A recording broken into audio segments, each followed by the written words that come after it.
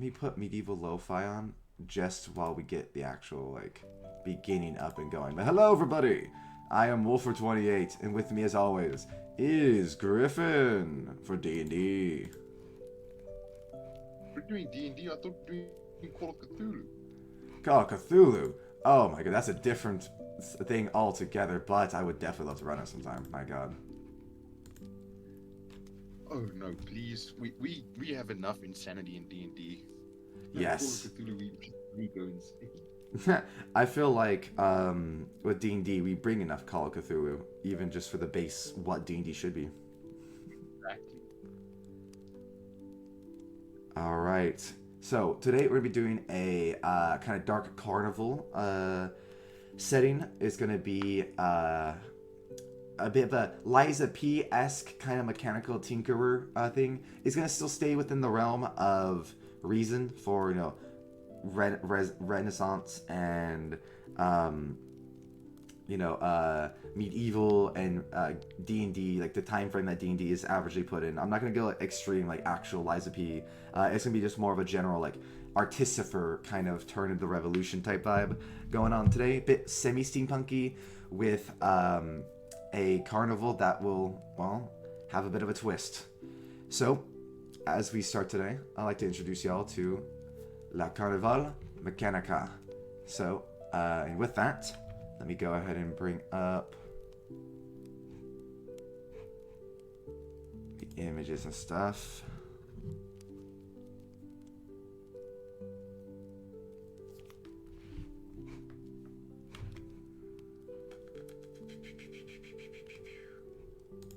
I believe I can just do this. If it doesn't pull this up, I apologize. I haven't done this in a moment.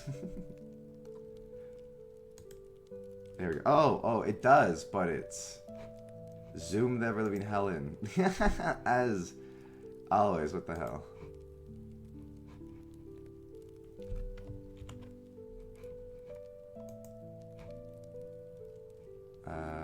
Fit the screen? There we go. Alright. There we go. And we start with chase music. And we are in the woods. Does a bear shit in the woods? Does a bear shit in the woods? They should. Alright, so this is where we're going to start. Let me, real quick, just because I know she really wants to be part of it, let me call Nadia, make sure she's ready. Just to make sure she didn't fall back asleep, because I know that means a lot to her. Let me just call, and we'll start with a chase in the woods. Give me one second. But I saw she reacted on the thing. Oh, perfect. Then never mind. Then we should be okie dokie. Give her a call, so then just make sure, but definitely she should be here. If she's not, I'm gonna ping her in any case.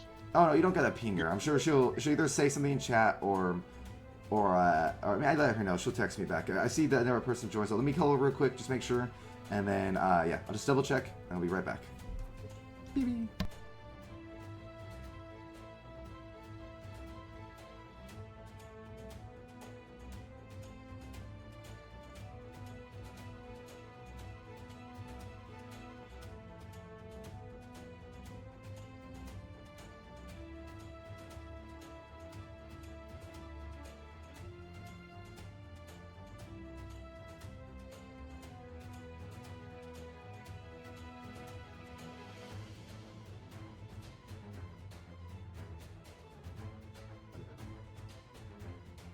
Huzzah.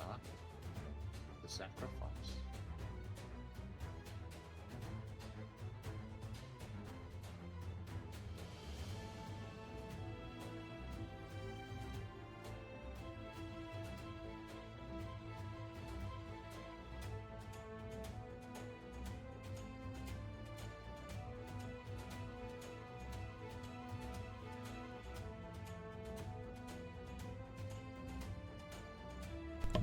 Okay, yeah, no, we're all good. I just found out there's an issue with the Twitch. It's not letting her message. So I'll just put out real quick for everybody who is listening or watching. If you can't say anything in chat, I do apologize. We're here today. Luckily today we're just going to be hanging out and playing some, just doing this. So we should be all good. But thank you very much for supporting as always if you are here, and we're gonna get to the episode. So we start off with a chase in the woods. Darren, would you like to give a brief introduction of your character while we start, and I will say what is happening? I would love to, except I don't know what he looks like generally. At the moment, though, he's wearing pretty shiny armor. Not what you would expect. He's got very, very white hair. Obviously white, not grayish. It looks almost like somebody took a bottle of spray paint to his hair. And he's handsome, but he's almost serpentine. Serpentine? He actually has a forked tongue. But yeah, he's in gleaming armor, running along with a fantastic, nice, dark, reddish-black greatsword on his back. Ooh, reddish black. I swear, if I wasn't the one, if I wasn't the DM, I'd be taking that color scheme. I love red and black for weapons. It's so cool. Alright, and then running alongside you through the woods is your, I like the word you used for it, your paramour. Yes. Your, I guess, is this your wife, fiance, partner, girlfriend? Like, what is this? Everything and nothing.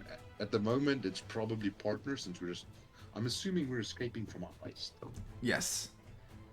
So it's a bit of a partner, but y'all have a bit of a low-key love interest, in at the very least, yeah. low-key. Yeah. All right. Her name is Zelenia, or how would you say that? Zelina or Zelenia? Ziliana? Yeah.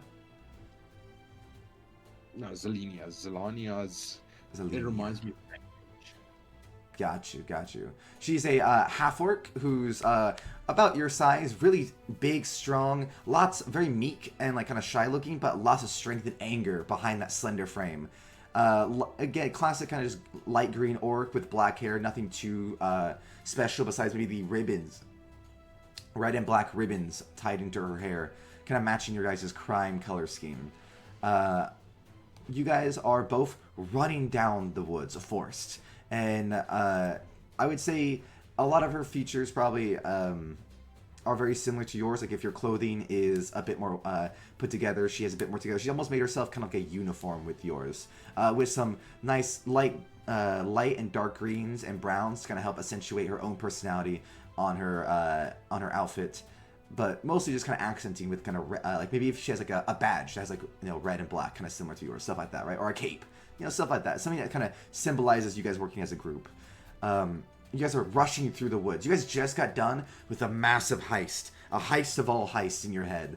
It may not be the, Capital's vault of endless treasure of, King Eversilver. You may not be Mordekainen's, magical vault. But my god, to you, it was the Motherlode. You hold between you as you're rushing, smacking branches aside, a bag of holding that you don't even really know what's in it. You just grabbed it off the wall and in the vault started shoveling. At one point you shoved a sword in there, several wands, a few potions you weren't able to keep track of, so much gold oh god, you're gonna be able to buy a small keep. And to the point where the bag of holding started to get close to overflowing, you had to dump some of it out. Just lightly dump some of the gold out just so you could close the frickin' thing. Then, as you guys start rushing into the woods, let's say you guys were maybe going after a keep on the mountaintop. Very classic D&D, keep on the mountaintop. You came down, you guys were riding your horses down. They shot your horses on the way down. You guys are literally sliding down the literal mountaintop all on like rocks that maybe got like slightly loose. You guys are bomb rushing into the woods. You hit the bottom. You hear horsebacks. Men on horseback not able to follow you through the woods because the trees are too thick. Damn it! Get off the horses and follow them! You hear whistling. I don't know if you can really hear that. Whistling. Woo! Woo! Get them! And you guys are fast, really fast. And as you guys start running and this non-stop running, non-stop running, and keep going, you guys see cresting over the top of the forest line a tent, a massive tent with red and white stripes, vertical stripes going up and down the sides. Oh, hey! Oh god, you just told me your damn name. Alaron, right? Alaron? Can I just call you Al? Yeah, Al's fine. Hey, can I just call you Al? How about Din? But yeah, all right, Al. So you Z says, "Hey, Al. Oh, I think that's a freaking circus." Dude, can you... I think you might be right. I think he turns and looks around the fucking people chasing them. I think that's it in there. We can take a quick breather. Hopefully they run by. She points up to the sky. It's getting nighttime, and you can see that some of them are lighting lanterns. You see the slight shadowy figures behind you start turning to light, glowing, almost like will-o-wisps within the night, chasing after you. I think we should hide in, and maybe either if not, if we can't hide, we can at least bribe and convince them to let us in, right? I mean, come on, who doesn't love money? Am I right? Look what we got. Exactly. I think you've got the right idea. And if not, we can always work our way through. Exactly. We can do a lot. We can do a lot. Okay. Hey, if not, we can at least hide amongst the animals. I don't know. We'll figure out something. Quick. And as she points to the side, kind of over, you see, as you guys are getting closer, the trees start to spread apart, and you see the back end of, I would say, this, or maybe even really like, because this is more like the core, like in the middle of it. I would say you see the back end of this.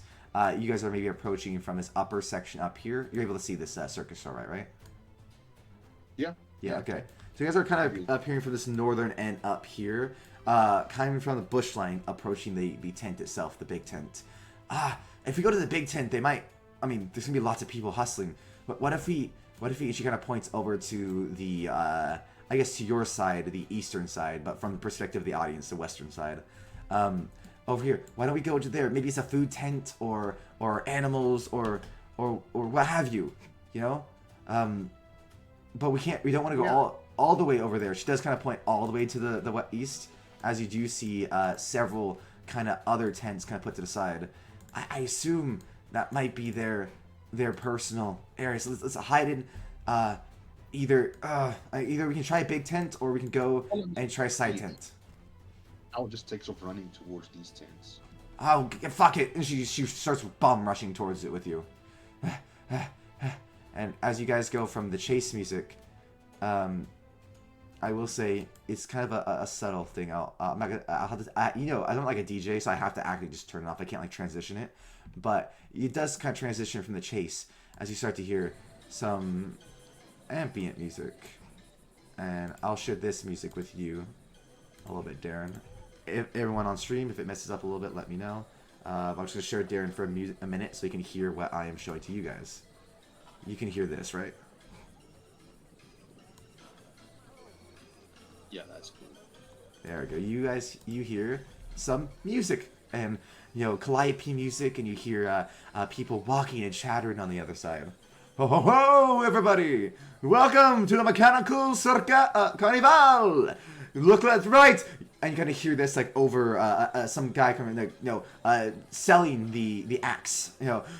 Step right up to the big tent. You'll see all the mechanical delights in just an hour, But until then, step over here. See the mechanical petting zoo over there. The strong man made of iron. Over there, electricity flowing through his very veins. And don't forget the classic circus values. Cotton candy, candied apples, popcorn, clowns. Don't forget to see the arcane juggler, the sword juggler. This starts going off about all the different acts. The halfling that is the size of a man, upper E, stuff like that. And as you guys are approaching the physical tent, you do notice, for some reason, strangely, just where you are, there is a poster right where you're about to enter, like kind of slip under some of the linen.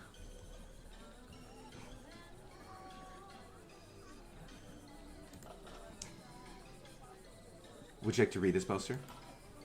Yeah. All right. Yeah, I assume as we're running past, we're taking a gander at it. Yeah, I would say you're definitely running about, you're rushing. You look, and with the knowledge that you're rushing, not that you're taking a moment to look at it, you just see a jester smiling, bowing, and it just says welcome in big bold letters. Zarina, Nazarena, Z. What's the fucking name? Zelenia? Zelenia? Zelenia. There we go. Zelenia is, grabs it, snatches it off, like, looks at it for a second, welcome, and tosses it off to the side. You both slip under? Yeah, both slip under into the tent. Alright, I'm gonna mute real quick and tell the audience what the rest of that said. Audience, basically, long story short, at the bottom of that it said, welcome, we do not appreciate thieves and ruffians.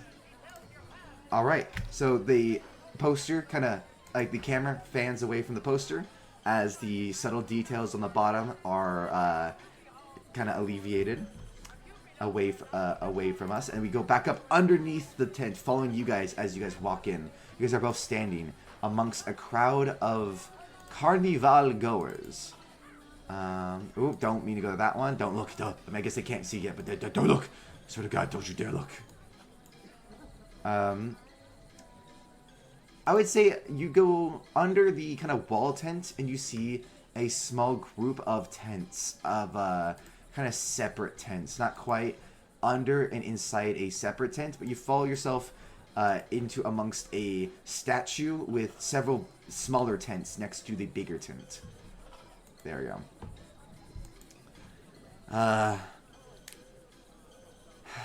We gotta get moving. If we're on this side, they can like just look and see that we disturbed something, just follow our tracks, whatever. They might come through and tell the carnival folk. We gotta keep moving, even if it's just a little further in. She points to these open tents down here. I smell food from one to the left, but I hear.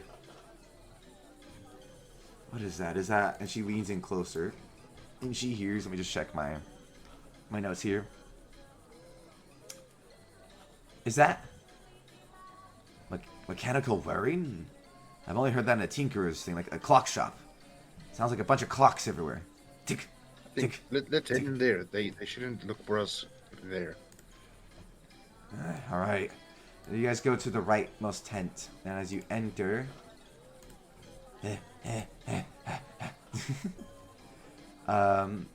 you do enter one of many big top areas, and the inside. Inside, it feels bigger than it really is.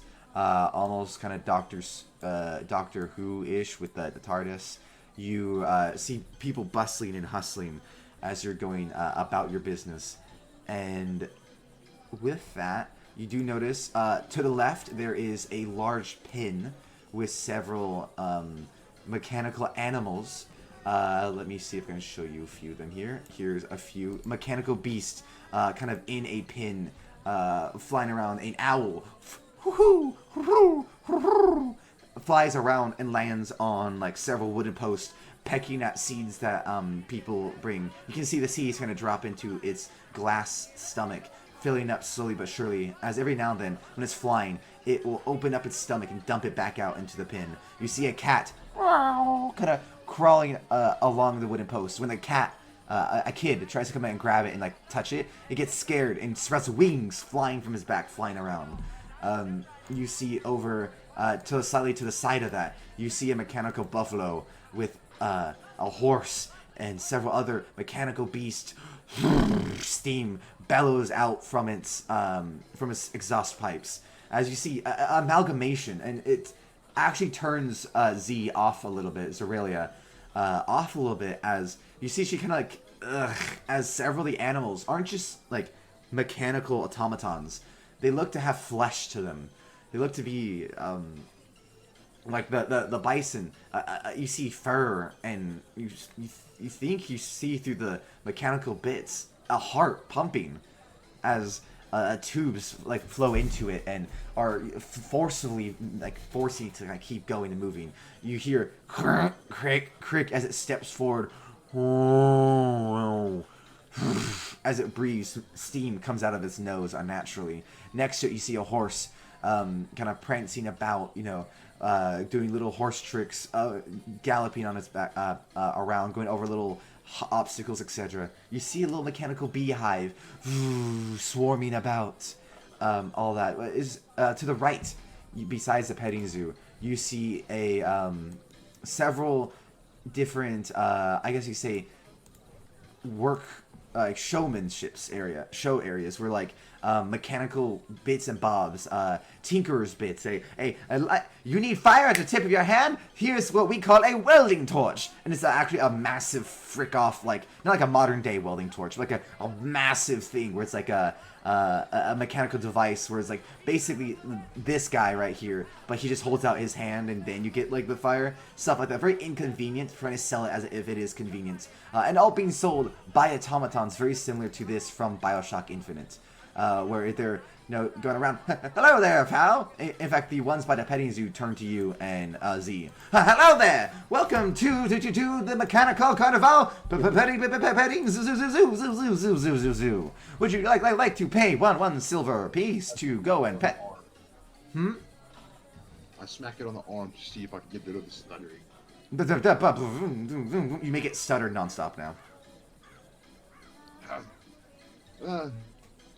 Maybe they've got some issues to work out still. Z, let's... As you do that, you notice, would you like to look at the puppet at all? Or... Where is the puppet relevant to where we are? It is directly in front of you. So the one that you just, you just smacked. He's the puppet. Oh yeah, definitely look at him first then. Okay, so as you smack him, you're trying to see what it is. Because I guess I'm just trying to clarify, were you just smacking or were you taking a look like that? Just trying to make sure I get the right idea. Yeah, first looking him to see if it works, and then looking at him when he starts stuttering non-stop. There we go. So as you do, you look, you can look in, and what is your passive perception? And then you can also give me, if you want, you can roll a perception check.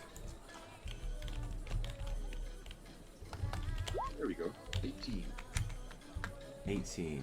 Okay. So I'm going to do something I like to do lately. I've been learning to do. Swap between music. 18. As you look at him, you notice that this is not just a fully mechanical beast. There's something strange, familiar, you could say, about it. The eyes look extremely realistic, and as they spur around and roll into the back of its head, you see veins. That arm, when you hit it, you swear you heard the crack of bone as the arm went the wrong direction. And underneath, even though it is constantly stuttering, but please, do not harm the equipment. Once a silver piece is all is needed to access the park. You swear you hear the subtle crying of someone. But as that happens and you take a moment to look a little closer, a person pops up. Well, hello there, a halfling. Excuse me, sir. I see our automaton is broken. I just need to come get it. Excuse me, sir. Oh, excuse me. And this little nerdy halfling wearing glasses and a little uniform comes up. Excuse me, sir. And you see he starts like opening this like box underneath, and as he does, it all kind of powers down as he hits a few buttons. He gestures to a few people, and they come with a little cart, and they come to pick it up. And you see they're bringing out a newer, fresher one. They're gonna come out. So sorry about that, sir. Sorry for the inconvenience.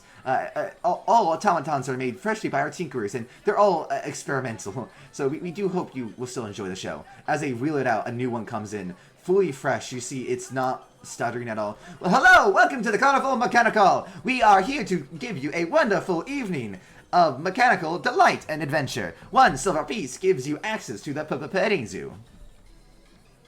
Do we notice anything strange about this one since we noticed the last one? Same, so... Sure, you know what? I'll say, what's your passive? I'll even hold that last 18 if need be. My passive is 20. Oh, even better. So you just looking, you notice, out the back of the one being railed away, or carried away, you do notice that there's a metal plate over its entire back covering it. You can't see. And this new one did stuff. You notice it has different eyes. And its skin color is different. And you notice even his facial hair is different and unique. Which you think if they mass produce these things, they wouldn't do that. The clothing, unique. Everything about it feels off.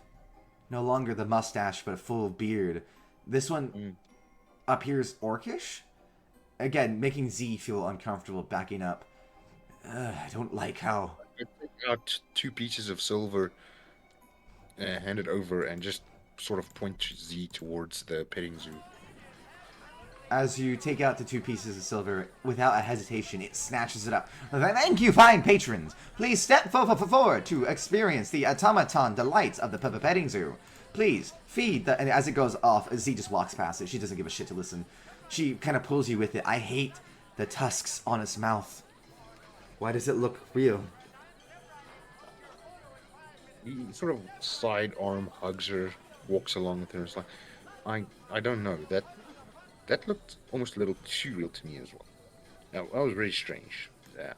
Maybe they're focused on realism? As actually not the owl. As a robot chicken runs up and past you guys, shitting out a little egg.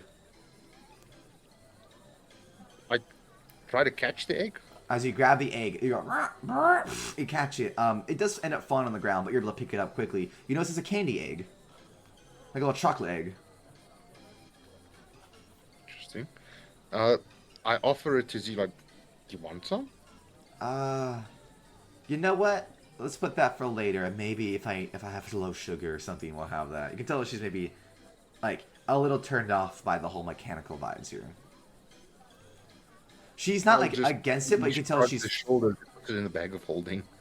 Yeah, you can tell she's maybe a bit unnerved by the mechanical senses.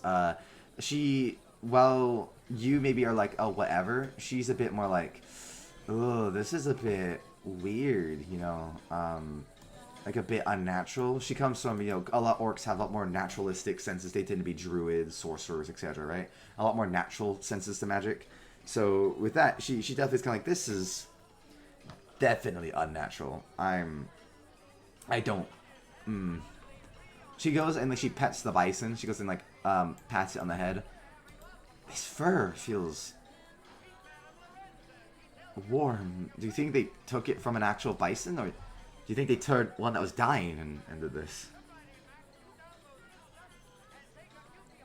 Oh, we'll take a closer look. He'll run his hand over the bison as well. It's like, feels pretty real to me. So, if I had to guess, he tries to feel if he can feel any bits or pieces of steel or iron under the warm fur. Oh, I just realized this whole time I have my camera, and I don't even have my camera on for like the extra special physical. I'll add it when I need to do physical stuff, just like to actually physically show you guys. But I just realized I have my camera on. I haven't had it on this whole time. But sorry, you said you're gonna feel it. Sorry, I got distracted. What did you say? I'm so sorry about that. No, you're fine. He's also petting the bison now. He's trying to feel if there's any steel underneath the warm fur. You know what? You feel it, and you only feel muscle. I will say that much. You don't feel any hardened steel like they converted anything. It feels like muscle and sinew. He looks back and he's like, well, from what I feel, I think they may have taken a dying bison, maybe a dead bison. I'm not sure, but the fur feels pretty real. It like blows out air and like walks past you guys in kind of it grew bored of you kind of manner. As I would say I couldn't find an image for it, but there's several animals here, like a pig oinks up past you guys with its hind legs gearing and whirring as it has hind legs that like kind of move in like a marching manner. Left, right, with the gears going up and over and landing down and kind of like rolling over a hip gear. Yeah, with all this, and she kind of glances out to the rest of the tent. You do see several other mechanical features being shown off. You can tell this tent. You don't know if it's like the primary part of the tent or what, but it's definitely exceptionally showing off mechanical creatures. It almost looks like almost like a, you know, like a car show, but for like robots and stuff, right? Or like a gun show, but for robots, right? It's kind of like when they have like the local fair or state fair. They have like the rides, they have everything else, and then on top of that, they have like a separate section. You're getting kind of vibe this might be the mechanical section, as you see a clown dancing around. Dancing and like making some children laugh, others cry. Yeah, Illyrion is just he's gonna slowly step away. He's like, I don't fucking like cows. Oh, really? As you do look at him, and he's like, you know, he might legitimately be the most horrific thing here. God. But then you look over, you see that you assume that strong man they were talking about earlier, a big old mechanical hunker, picking up a big old bar of steel and just like hefting it with one hand. Whoa! And you see next to him an actual human strongman hefting up a smaller piece of steel. Oh, that's right, Astafra. We grow stronger every day. Yes, yes. You mechanically and me physically. We grow stronger. Yes, yes. I will note, I actually did forget to say, there are like humans amongst the robots. Besides the like little workers who come and fix stuff, you see the clowns are around the actual clown automaton. Other clowns, you know, people with makeup and big old bouncy suits and big two shoes and rubber noses. They're all kind of like working with the clown. The clown like picks them up and throws them into the air. They'll do like flips and it'll catch them and stuff like that. You see over to the to one side a tinker with a little cane showing off several other he calls them adopt-a-servants. Or automaton, or as you see here, automatonic gentlemen's. It's like, yes, please, you can have a butler at home in very different forms. Do you want one that's provides heating? And like he points to one that's got like a bit of furnace on him. Do you want one that's got a radio attached to him? He points like this one this one down here on the left. And do you want one that with multiple arms? Do you want one that can take a hit and is very, very sturdy? You know, a protector of your home. Blah blah blah. Like going off about all these different kind of concepts and stuff within the circus itself. And as you guys return back to all of them with several, only the last one having a human, all of them in front of them having automatons. Yes, please step right up. There's a cacophony of mechanical voices speaking all at once. It seems like almost overwhelmingly. Step right up, and all at once, back and forth. Yo, come on here. No, over here, over there, over here. And as you kind of turn back, you see Z petting the fox, a mechanical fox on the ground. You know, these things are kind of cool, but what do you want to do next? As she's like kind of stands up from the fox, it wags its tail, the metallic rings going back and forth, making a slight whoosh whoosh whirring sound. Miriam looks over the whole setup and he starts shaking his head like, I don't really feel comfortable here. I think we may have made a mistake. Let's have a look around, see if we can't find some clothing to change into. And yeah, let's head out of here. You start to walk around and you leave the petting zoo itself. And as you leave the petting zoo, let me bring you to inside here, blah blah. You go here. You're looking around again. You do see several clothing, like merch shops, essentially, for the carnival. You see several automatons kind of running about. You see these little runner bots. Hello, excuse me, boop, boop, boop, boop. Excuse me, boop, boop, boop, boop. Hi, excuse me, boop, boop, boop, and like running orders back and forth from the tents. Excuse me. Oh, hi there, kid. Would you like a balloon? And hands a kid a balloon. Oh, hello there, sir. One stops at you. Would you like a free sample? And he hands you one of these red vials.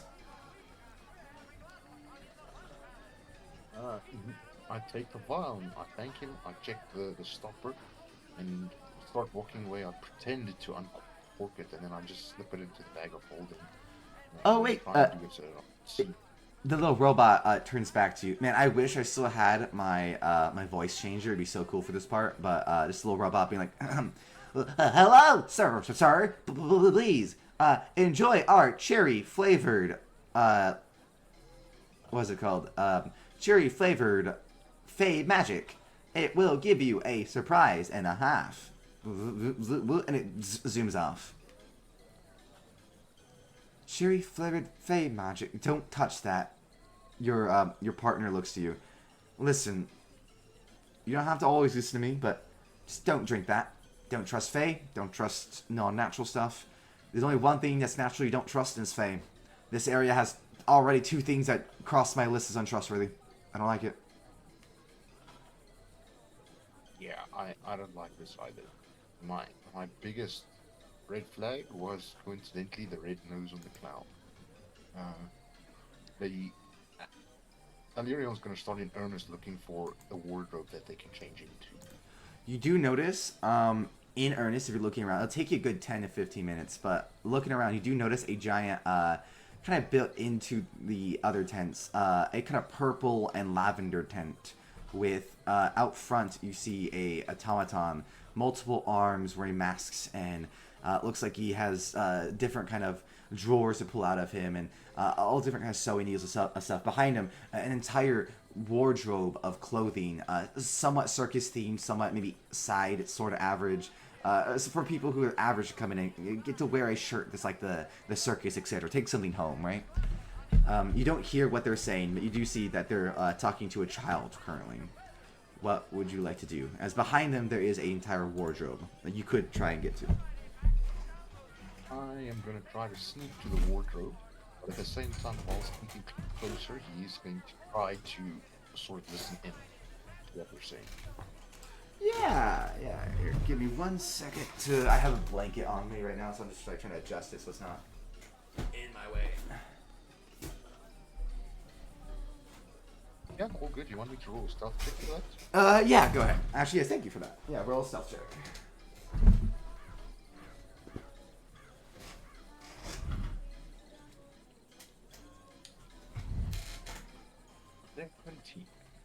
17. Okay. So, I will roll for Z as well. Let me see. Here.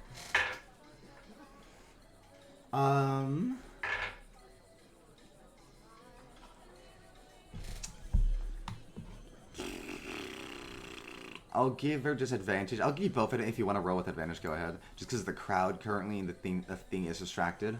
So if you want to roll again, see if you get any higher, go ahead. I let her do a re-roll just because, like, yeah, you know, it was a little too low in the first one. Yeah, we'll stick with that 17. Yeah. So you and her. Plus 9. Jesus. She has a little less than you for that, like a plus like 6 or something like that. So she's still pretty good. She's I think also a 16. She wrote a little higher than you. So you guys are moving amongst the crowd, ducking and kind of weaving between people. A person's eating their cotton candy. You make sure your face is slightly obscured behind the cotton candy itself. You're just doing your best to try and avoid suspicion and arousing attention. As you get a little close and you start kind of going along the side, it's got lots of kind of cloth and stuff along the sides of the I guess you could say wardrobe itself, and you're able to kind of like slip into that. Nothing here is really solid walls, so you're kind of able to slip under a lot of stuff, and without them actively paying attention or looking around, they won't really notice you. But you do kind of hear subtly, "Oh, there's good sir. Would you like a hat? A hat? Yes, a hat. Oh, yes, a hat. Well, let me get you a hat."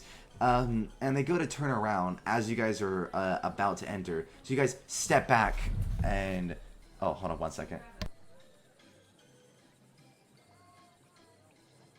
Sorry, my mom was just being a little loud. I had to ask her to just be quiet. So yes, back to this is, yes, you like a hat. Oh, what kind of hat? Would you like a little newsy boy cap? Would you like a little beanie? Maybe I can get you a circus hat, a jester hat. And as he says jester hat, it reaches back, and you were maybe lifting up. Now this is where I'm going to turn my camera on real quick. Oh no, I have to add a camera? That's so annoying. That's not too bad. I'll load it just and...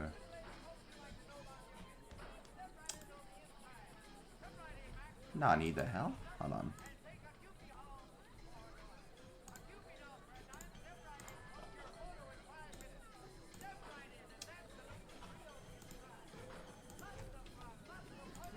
There we go. Okay, I'm here a little bit high. There we go. I'm just going to pop myself in and out whenever to do physical stuff. So on stream, if you can kind of see a little bit. Or if you can even see through the Discord. Oh no, it's not going to show you Discord. It's going to show you only on stream. They're kind of like lifting up the tent itself, and as you kind of lift up the physical tent itself, you reach under as that other hand, his hand specifically, reaches out and almost grabs your hand. Because you're maybe like reaching out for some clothes, whatever, and as you do, you fall back onto your like not really fall back, but you step back. Like, oh my god, right? And as you do, two hands, one around your shoulder, one around Z's, comes around, and you just feel a porcelain mask come around next to your shoulders, and you hear very breathily, "Well, hello there. Taking a peek-see, are we?" Fuck that! I'm gonna headbutt the fucking thing. As you lean your head back, you feel a solid thud in the porcelain as it hurts your head. You feel the entity move back, and you turn around. It is a jester. Oh, you don't have to be that way. Just do. What do you have to be that way? I'm just trying to check on some patrons. As he leans in a little too close to you. I stare him directly in the eyes, and I'm going to try and intimidate him. Like, you may be checking in on patrons, but you're not checking in on us. Go ahead and roll an intimidation check.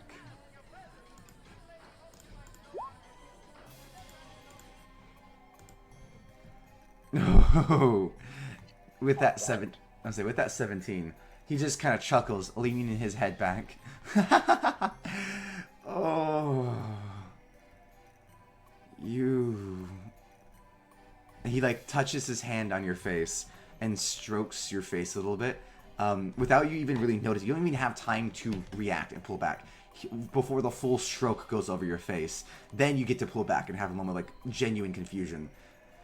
Ah, don't you understand? I keep an eye on everybody. I entertain everyone. Oh. I look at Z. I give her a little nod. She knows what's coming next, and it's like, I'm gonna cast poison spray. Fuck this jester. You're gonna try to kill it? Yeah, I already told you Ale doesn't like pounds, and our fucking jester comes along. Alright, I will say, just, I guess just, it has been a minute since we played, just a general reminder, for I guess, crowds and stuff. You are in a crowd. Oh, I know.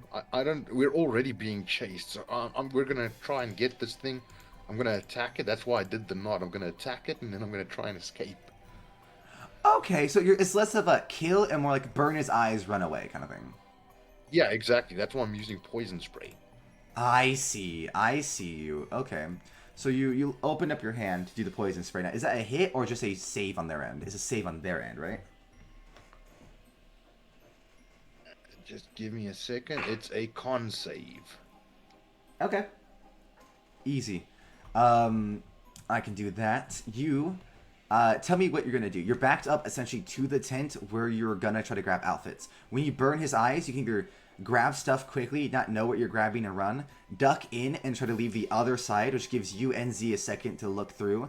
But it will be a lot more noisy, and you have to re-disappear into the crowd, losing track of whoever is currently going to see you, or you can just try to get away, losing your outfit altogether, but not drawing as much attention. I think we're gonna randomly try to grab an outfit, and then also try to disappear into the tent, both of them, so that we can sort of. So instead of rushing that through, be something in. Yeah. I see you. Yeah, so in that case, you grab a random outfit, not taking the time, but you would go and you try to duck underneath, you grab an outfit, you're pushing through the clothing, and as you don't wait to hear if the poison spray hurts him, you just immediately duck in running.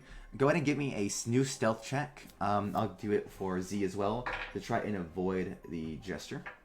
Z rolled really fucking high, not gonna lie. With or without advantage? Without advantage, just normal now, because you are now being chased by the jester.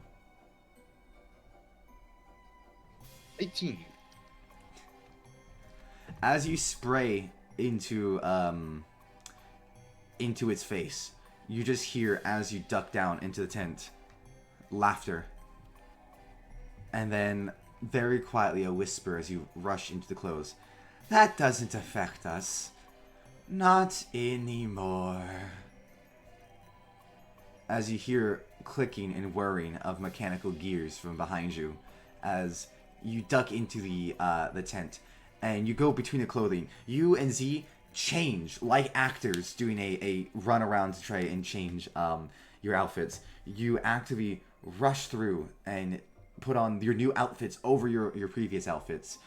You pick up a big old coat with flashy colors and a shirt that's a little bit duller you throw on over. Pants that you honestly just slip off your old pants and tuck them into the bag of holding and put these ones on real quick. They're kind of like, yours maybe were black before, these are like lighter browns with some colorful patches upon them.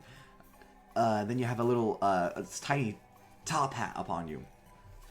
Wow, almost like a Slash, the guitarist-esque kind of little tiny top hat. You go and you look towards Z, and she has a bowler hat with very similar scarves and a little nice dress that she's throwing over everything else, various colors, pinks and blues, and etc. You go and you actually duck out the back of the tent, completely leaving the entire tent itself, as you start hearing through the clothes, rushing, don't leave! We don't like... we don't like unwelcomed guests here. Normal guests wouldn't act this way. As soon as that fucking laugh comes through, I'm just gonna reach into the bag of holding and see if I've got anything useful. You end up back outside in front of the big tent.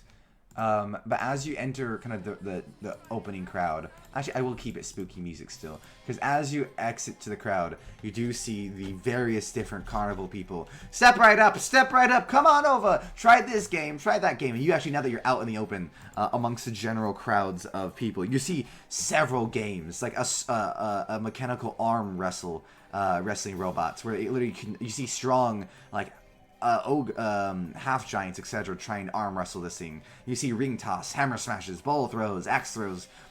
You see a robot cow that says "Tip the untippable cow," stuff like that. And as you go look down and you pull out from your bag something to help you, go ahead and roll me. Go ahead and roll me a odds or evens. Go ahead and not roll. I guess sorry. Choose me odds or evens, and I will roll.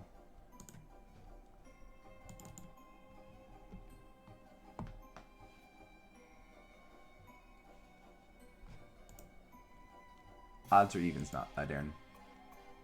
Odds. Odds. Okay. Odds. Let me see.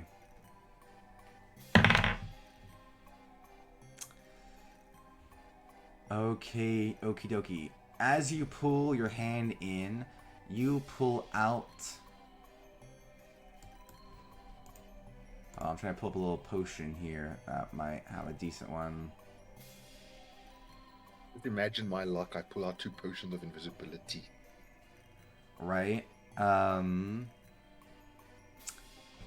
You get... okay, that one's kind of dumb, but I kind of like it. A blue potion with green tints into it. And if you pull out 2 of them, you pull out one potion that is blue with green tints to it, and one that is all green with speckles of white, like stars. I think I'm gonna drink the one that's blue with green in it, and then I'll sort of hold out the other one for Z. Like, are you gonna take it? Yeah. Screw it, whatever. God, that creepy ass gesture. Actually, she holds it. She's like, I mean, do we need to take? I mean, you're already drinking it, so you will have the effect. I like to imagine that you're already drinking it while you hand it to her. Yeah. And she's like, what? Yeah, she's like, why not just keep running? Maybe we can avoid. Oh, you're drinking it. And she looks down and down and down as you get smaller and smaller and smaller and smaller and smaller and smaller. And you notice your skin turns green and your nose gets bigger. Your ears become pointed. And now you gotta start kind of talking like this a little bit. What the hell just happened to me? Oh, honey, you're a goblin. She looks down at you. He gives a little laugh. He's like, well, they're not searching for a goblin. That is true. She looks at her potion. All right, bottoms up. And she drinks it. And she also starts morphing smaller and smaller and smaller and becomes green as well. But she doesn't stop at this goblin size. She doesn't grow pointed ears or a big nose. She doesn't get goblin features. She grows tinier and tinier until she turns into a frog, looking up at you with, I'm gonna say you don't need to roll an insight check. Notable disappointment. Yeah, Illyrion just bursts out laughing like, well, they're not looking for a frog either. He'll laugh, pick her up, and then he'll start. He's gonna try to be inconspicuous, but he's gonna be walking quite quickly. He's gonna try and walk past the games. Hopefully, no one calls him over, challenges his dexterity. Okay. He's gonna try and sort of sneak through the carnival. Okay, towards the big tent or away? Are you just trying to get out? What do you want? Away, yeah, out of the circus essentially. They've had enough of the creepy clowns and the jester. Though, especially now that they've been transformed, the people are not going to be looking for a goblin and a frog. So as you're doing that, you do look out amongst the crowd and you notice a few things. Okay, so a few things gonna happen. One, there is, let us see, the jester behind you. You can hear, where are you? I can smell you. The rot seeps from your breath. As it, you feel rustling from the tent behind you. You run forward into the crowd itself, noticing both interspertantly, kind of to your left when you initially come out, and a few people amongst the crowd. Some of those security guards from the castle that you robbed. You see a few circus guards wearing ribbons and maybe banners and stuff are discussing with them, talking. You see they are mechanical guards next to them. Right next to both of them is one of these. Kind of whirring its head back and forth, looking.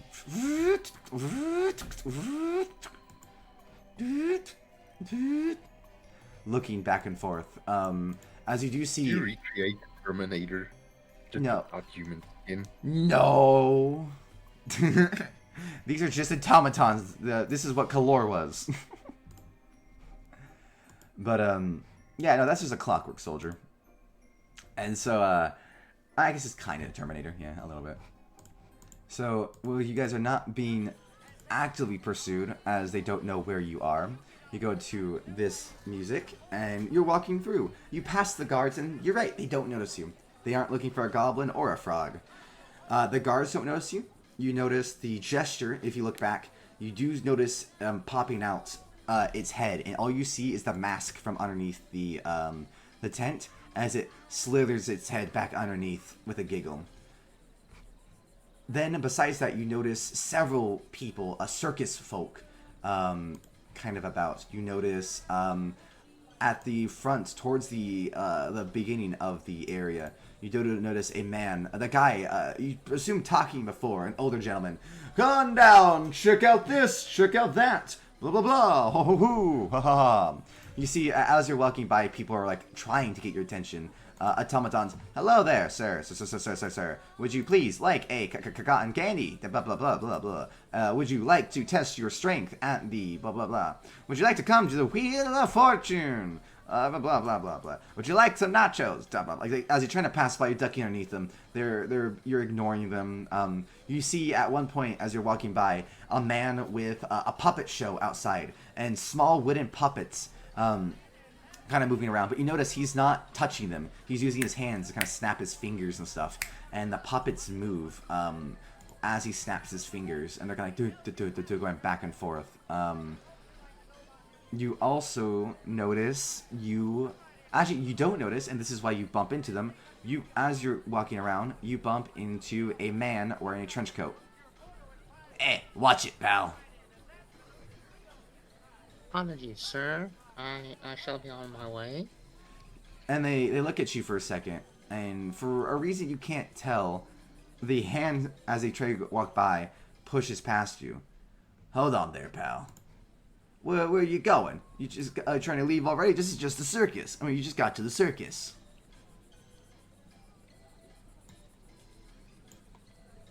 Oh, I didn't mean to go that one. My bad. Let me move it to here. Yeah, that's fine. I was waiting for which one it was.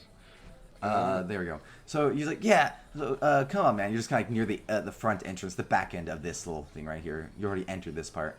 Or not entered, you're on the other side of this part. Yeah, come on. You're at the circus. You telling me you want to leave? It's been a long day. My wife is waiting. And from for inside me. the jacket here, you don't want to leave. This circus is great for everyone. And from below her in the jacket, yeah, come on, pal. Don't make us have to take you into the Big Ten ourselves. Come on. Okay, fine. I suppose we can go into the big tent. As you you say that, the jacket opens up to reveal 3 gnomes stacked upon each other. Come on, pal. You, as the knife comes out and starts swinging it around randomly, you're nervous and you hear a ribbit from Z. And like, you can only assume maybe concern. We're gonna have fun times with the show. You can't leave yet. It's about to start. Come on, let's go! As he like takes a knife and gestures, throwing it at the ground towards the big tent. And as they do, they all kind of roll off each other. Top one rolling down from the beginning and rolling directly from the knife, grabbing it as they kind of start running forward. The second one hopping off with a little hop and coming behind you, starting to push you guys. As the third one picks up the cloak on the bottom and also starts trying to hurry you along. And you being so tiny, you're about their size. It's a lot harder to kind of like fight them when they push you along. As these 3 kind of rally you and like, come on, let's go. And they start pushing you. Do you try to avoid them, get away from them, or just go with them to the big tent? Nah, I'm gonna pretend to go along when they start pushing me. Maybe a couple of feet, and then once they feel like I'm doing it reluctantly, I'm gonna try and slip underneath them or around them. Maybe even just acrobatics or athletics. Maybe athletics. I can do a backflip over them and start. Perfect. The other way. Give me acrobatics or athletics, whatever you need. I've got advantage on athletics for some reason. Oh, probably. I mean, you're a rogue, right? Oh, is it advantage? Yeah, advantage. Probably Yanti. I have no idea, actually. Yeah. Honestly, it doesn't help me. That's fair. I'll roll for them. Oh, they're not very high. You, well, one isn't. Hold on, I guess there's 3 of them. I want those 2 general rolls. Okay, so 2 of them you avoid. The 2 pushing you, you literally, like, as they shove you, use the momentum of being shoved forward to lean forward, bend your legs, and then you jump back, doing a backflip kind of over them. Haha! As you go over, the 3rd one sees you and throws his dagger mid-air towards you. Oh, I don't even need to ask. I know this hits. Because I know you don't got that high of an AC. How high is the hit? 22? I've got a 23. No, I'm just fucking with you. It's 19. I was like, no fucking way. But, yeah, so he tosses it, and he catches you mid-air, breaking the, let me see, breaking the illusion, having you turn big mid-air. And turning you big mid-air has you slam your head into the ground, as you are not that far off the ground. And fall face down. Oh! Ah! With the frog kind of sliding next to you. You take... Yeah, as soon as I take the damage, I'll push myself up and take a swing with my greatsword at them. Or trying to... Hold on, I think it's the greatsword. Updated D&D Beyond, so everything is on the 2024 player standard. Oh, really? Ugh. If need be, we can do roll 20s next time and try and for the 5th edition one. But you... I'll use my great sword. I'll just graze. Okay. You take 5 damage, and if you want, you can we can roll initiative here. as you get up. I'll let you start initiative. Actually, we won't even roll. We'll just let you start initiative, and it'll be their turn. Yeah, I won't even. I won't even roll for them. That's 20. That's high. You will have to. Let me see. So if Z wants to untransform, she'll have to take a whole turn to untransform. At least her bonus action or action to like end the spell and the effect. You, on the other hand, were forcibly transformed and hurt as you take 5 points of damage as the dagger seeps into the back of your shoulder blade. You... Damn, I just dropped the D4. I'll get that later. You are laying on the ground. You stand up, covered in dirt. Several people like, what the hell? People kind of rush away and run away. You do hear off in the distance laughter. Found you. As you hear one of them turns around. Boss! We got one of the tagged. One of the ones you tagged. And several people are saying, what's happening? Huh? What's going on? As you see in the distance the gesture now looking a little bit different. Starts kind of approaching through the crowd as you're on the ground. You start standing up and go ahead and swing at one of the gnomes. Feel free to basically just murder the fucker.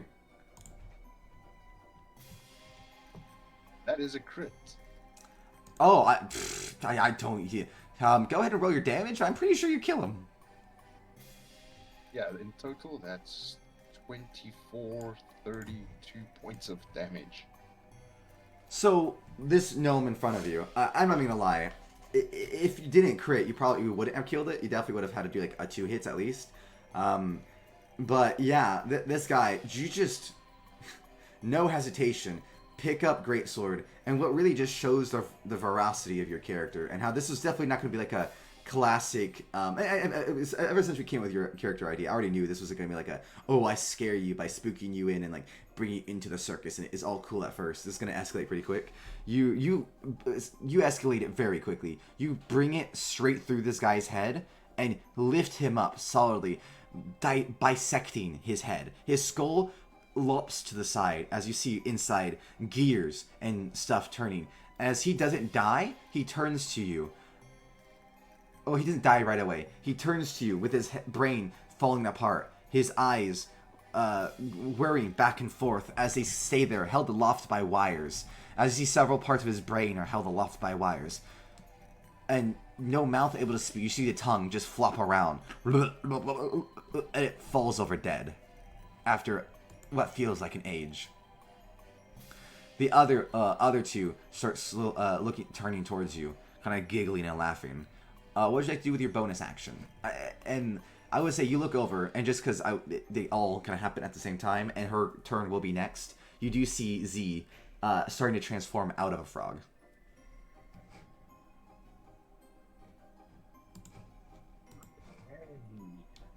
Bonus act.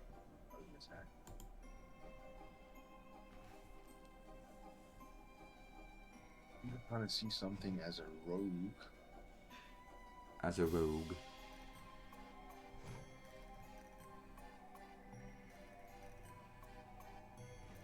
Dude, I just realized Yeah. that because of the sneak attack is if there's an ally within 5 feet, you don't need to have advantage. So you would have been extra dead. Oh yeah, he would have been probably extra dead. Here, while you roll that and see what you're gonna do, I'm gonna put on combat music. Yeah, fair, dude. I cannot recall what it was. But if I'm not mistaken, rogues can use bonus action to disengage. They don't need to use their action. What level rogue are you? I think I'm like a level 1 rogue. Level 1? I'm a very basic thief, yeah. Okay, then. Actually, no, because I just did this with Nadia and helped level up Nadia, her character, to level 2, and she's a rogue. At level 2, you get the ability to do disengage and stuff for a bonus action. Fair. So if I kill the one in front of me, I'm gonna take.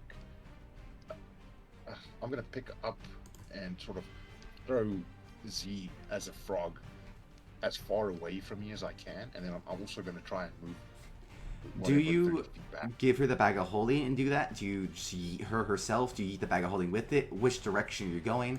Give me just a bit more info on that, and I got you. Okay, so I still have the bag of holding with me. I'm not going to give it to her. I'm going to keep it attached to my belt. Okay. But I'm going to try and pick her up since she's still in frog form and she's going next. And I don't know. I see that she's going to start to transform, I assume.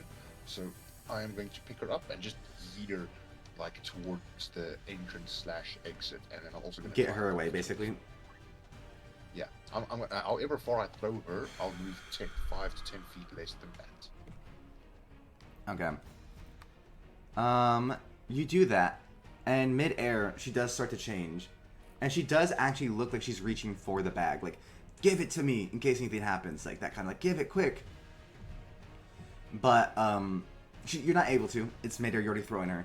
She's like looking back, excuse me. You throw her towards the entrance itself. And you do see, as she transforms, she lands on her feet, stumbling. She turns to you and just says, come on! We gotta go! And she starts to head towards the entrance, but stops right at the main part, looking back at you. Not leaving without you, but a good... God, if you yeeted her. I'm just gonna say between that and her movement for her turn, getting like 30 feet closer, let's just say about 40 to 45 feet. Maybe a little bit more than that.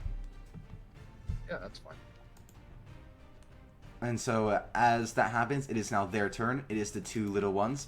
They're gonna be like, we wanna play, play, as the gesture is getting closer. I see you, little naughties in my circus. As I want to go with the little guys first. The little guys jump onto you and are going absolutely buck wild. They are going to attempt to grapple you to the ground, with one grabbing your leg and the other one trying to like climb up you to kind of like push you down, like a little monkey. Okay, they're gonna get advantage because they're gonna be kind of like go both of them on you. Or maybe should I not give advantage because they're also both tiny? That's one thing I want your opinion just because I don't know as a... No, I'd say they have advantage. Because yeah, because they're even though they're gnomes don't really get that big of a disadvantage. Yeah, exactly. And then what do you want me to roll? Oppose athletics? Yeah, go ahead and oppose athletics. And if you want a... this isn't 3.5. I won't do the attack of opportunity. We'll stick with 5th edition rules.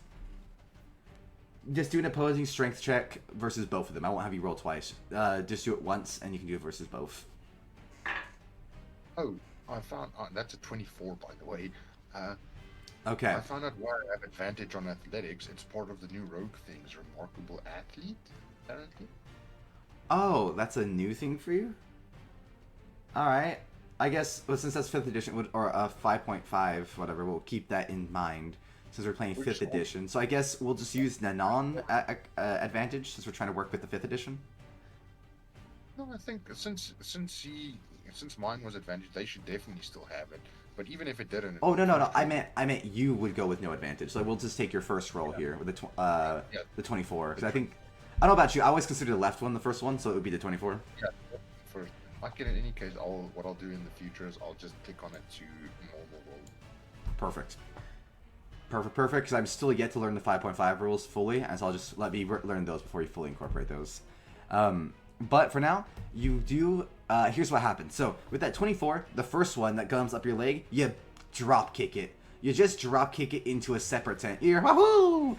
As you see an automaton serving food to people. A separate, maybe, scene that you didn't get to see for another time you interact with a circus, maybe. Perchance. But...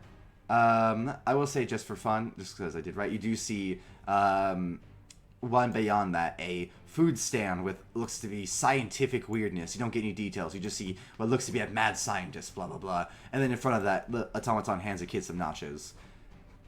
Then, back to our current scene of the other one. Does not get kicked off, though. even with the 24, this one rolled, I swear you not, kid you not, a 25, as you drop kick the first one, heftily sending it into a tent. This one, though, is on your shoulders. It's not, without the first one, like, grabbing your legs, it doesn't really have a direction to push you. It's just kind of, like, in your face, and, like, smacking you, making it where you don't know where you're going, pulling your head around, twisting you, moving your direction. You don't really know which way you're facing. You might not even be facing the main entrance anymore. So without the first one to help bring you down, this one is more just disorientating you. And as it disorientates you, I'll say it just kind of kicks you in the face once. It misses. You could, as it goes, you just kind of like move your head a little bit. It's like, ah, damn it, stop moving. And it's keeping you from being able to see, but it's not able to hurt you. But it's basically like a face hugger on your face right now. I will say you do hear a super loud tick, tick, tick, tick constantly throughout the whole thing. Then, approaching you from behind, you feel a gloved hand. Oh, you're not gonna get away. Pulls you back. She might, but you're not. And he's gonna try to kick out your legs. Ooh, I'm gonna go versus your previous roll, keeping that kind of same. Actually, no, if you want, I'll give you. Do you want to keep your previous athletics check, or would you like to take the chance of re-rolling versus the jester? I think it's fair if I re-roll rather. All right, then go ahead. So he tries to kick your legs out in order to push you to the ground. Oh, that one. Ignore that one. That one with disadvantage for some reason. That's all right. We'll just take 12. He unless you like to reroll with it normal, and we just ignore the 12. Let me try that. I don't know why it's doing this. Are you sure you want to do that? Yeah, that's fine. Oh, it's a nat 20. That's pretty close. Hey, I'm fine with that. Don't get me wrong. I want this to go just a minute longer. I like it. So as he does that. He goes to kick your leg out, and instead you shift your weight to the side, ducking down out of his way, and with that momentum, you grab the gnome off your face, slamming it at the jester, sending him backwards. Ah, bastard! As you, I assume, rush towards Z. Yes, I am gonna rush towards Z then, but I'm gonna pull a little bit of a move. I'm gonna use my action to dash. Alright. And your bonus action to... Action surge. Action surge. Okay. Are you able to use that for a double movement?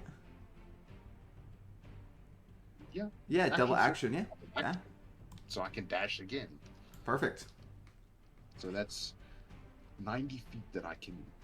Yeah, you get to Z. And as you guys get to the main entrance, you guys see in front of you several circus folk look super some of them confused, more of them scared, as you see a guy with like on stilts like backing up like oh god, whoa, what's happening? As you see he falls back and accidentally breaking the illusion. You see his faceplate break open, and you see underneath mechanical gears as another person slams his faceplate back shut. Nothing to see here, folks. Nothing to see here. As he kind of push him back up, you kind of duck underneath him, underneath his leg Z, and you maneuvering around. What I'm going to say is at this point, the gesture would be slightly faster and would eventually, especially without your action surge, be able to catch up unless you guys do something. Now, I don't have a battle map for this part because I didn't expect you guys to get to this part right here. But you guys are at the entrance. Imagine just a tent, several booths, people running around. Imagine several maybe circus freaks, like a man with a torso that has been elongated with a crank. You see he is physically a crank where his stomach should be and his spine, so he can make himself physically taller. Stuff like that, where it's like, what the hell?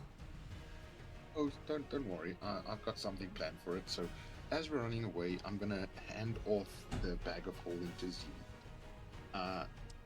Seeing that the jester's slowly catching up to us, I will give Z a kiss and push her on ahead before turning around, standing my ground, and pulling out a little friend.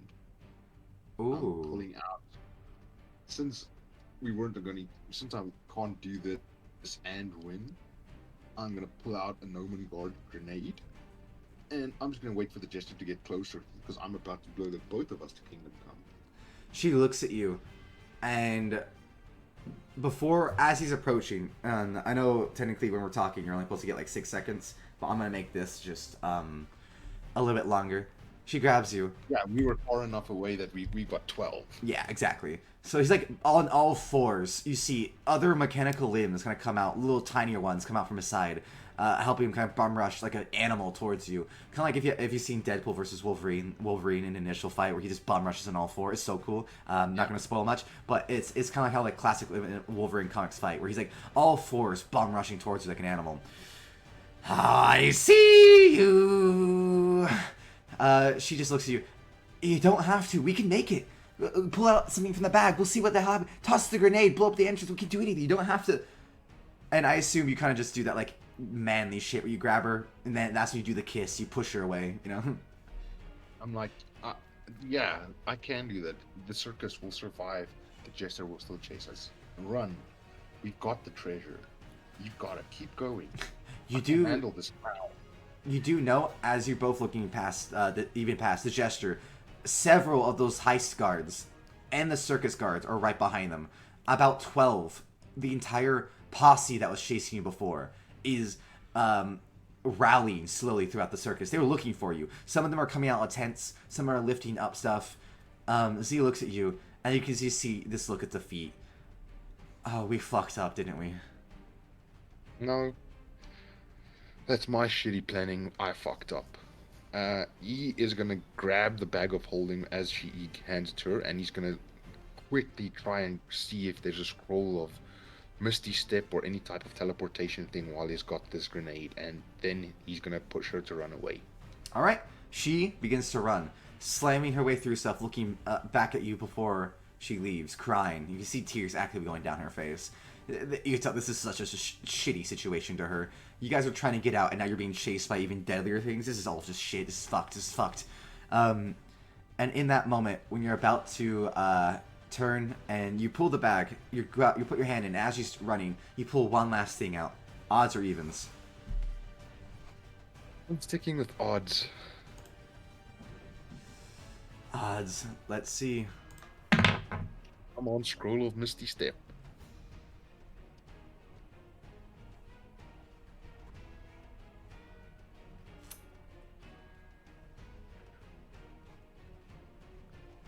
You know,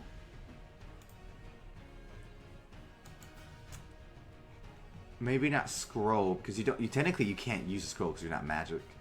I will not screw you over. I was gonna be a dickhead and be like, yeah, you got the scroll, but how are you gonna use it, right? But no, I'm not gonna be that asshole. I have magic though. 1T has natural magic. That's There we why I can go. cast poison, cantrip, and suggestion, and animal friendship. Oh, fair. Either way, I'll do this just for easier because it also less, I think, of a hassle in game. Is you just pull a potion, a purple potion.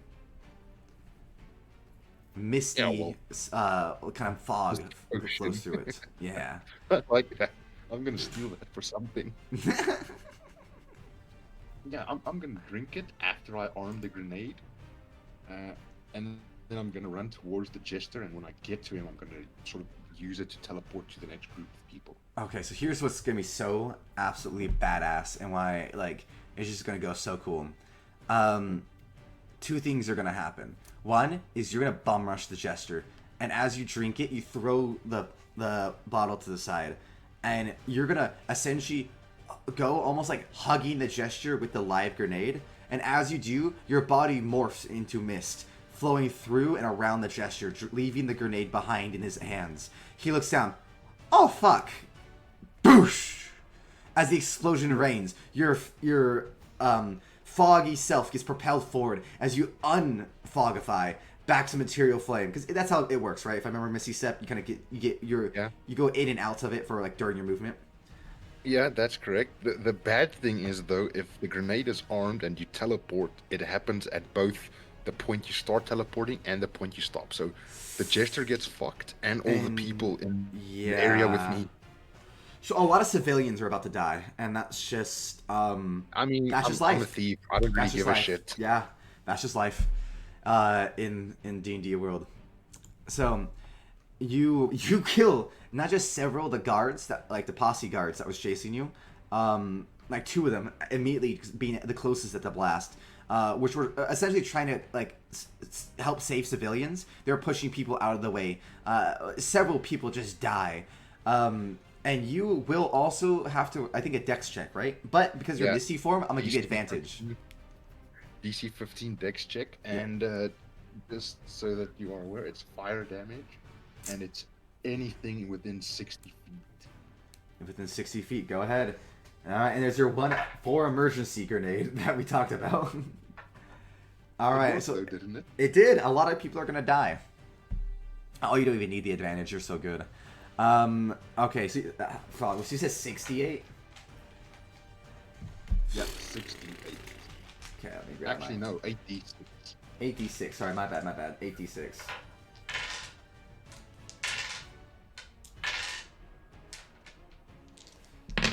Okay, hold on.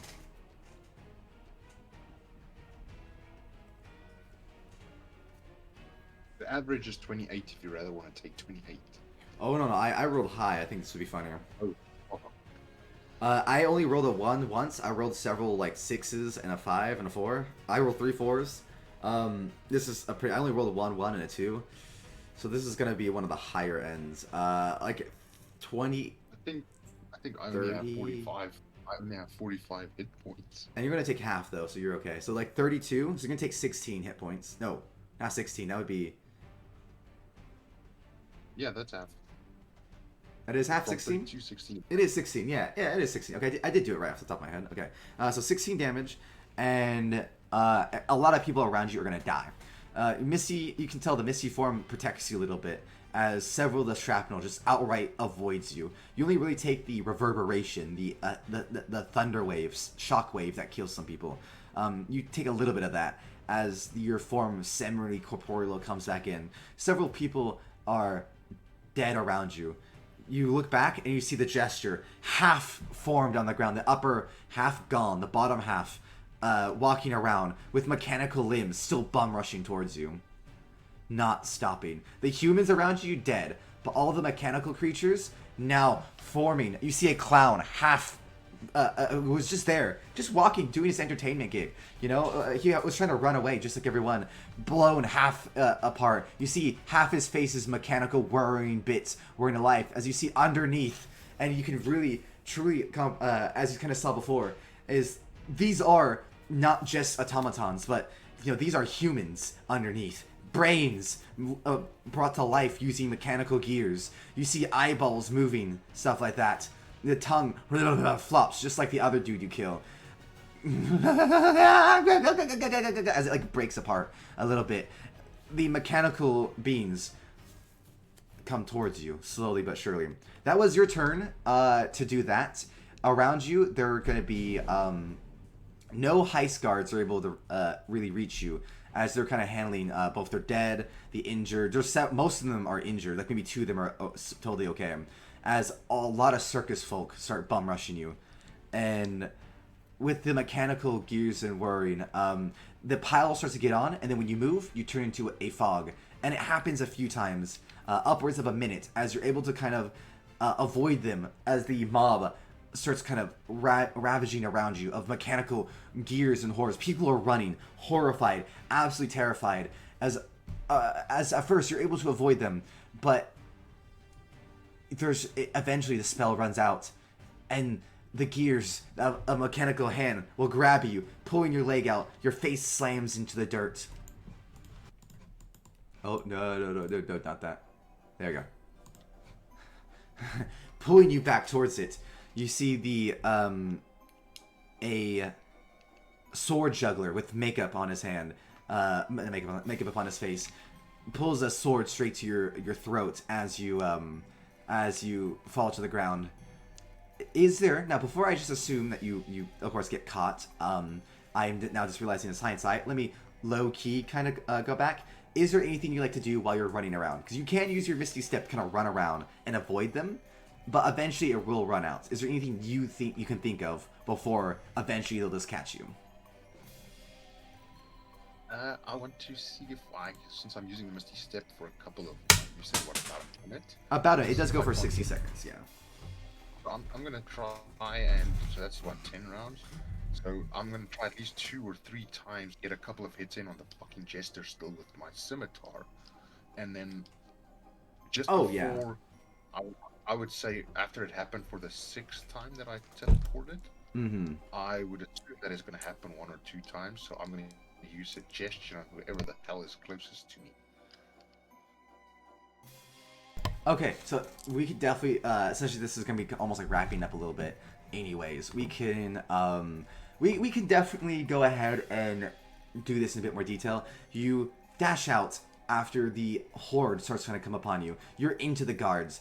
You cast suggestion on the 2 guards that are right there. Also, you can just do both of them. Fuck it. Who gives a shit? We're having fun with this. You go on both of them, and you do one, and then next turn you do the other. And what would you like to suggest these 2 heist guards, the healthy ones, to do? I am not going to suggest something against their wolves, then they're going to want to roll against it, yeah. Harder. Yeah, so what I want to do is I want them to chase me, but very slowly to sort of create a congestion effect. I like that. You do that, and they're always in the way. In fact, even when your magic starts to run out, no one grabs you right away, as the heist guards are incapable of stopping themselves from ever so slowly kind of chasing after you. Never quite being, like, slow enough that everyone can just push past them, but always just kind of in the way. Besides that, you're dashing back and forth, slashing at the gesture, slinging. Go ahead and give me, if you want, a few attack rolls, but at the end of the day, it's just legs. You're not really... You're mostly just finishing off what's left, you know? Oh, yeah. Oh, yeah, no, that hits. The second one, yeah, that misses. Go ahead and give me one more. That will hit. Because, again, it's just legs. They're not able to see. I'll call them flat-footed. Haha. They're... The 2 of them hit, and very easily, you're able to slash up what's the remaining of the legs. And... God damn. You know, I had a whole thing planned for that gesture. I'll talk to you about it in the campfire. But god damn. Yeah, you know I did. I mean, to be fair, you always usually guess my plans usually ahead of time. Not just that, I really hate the fucking jester. I know so you do. Grabbed I'm like, this is perfect for Darren.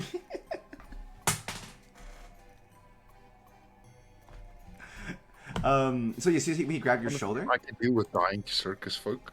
I cannot deal with dying to that fucking jester. Luckily, he's gone. Fair. Yeah, sorry by the way if I cut you off. I think Discord every now and then doesn't let me know right when you're talking, so I apologize. No, you're good. Hey, thank you. So, as you're going back and forth with all this, the gesture itself, honestly, I actually have quite a big thing that I'm actually gonna, I guess, technically still get to reveal, so I'm gonna just keep talking and not talk about that.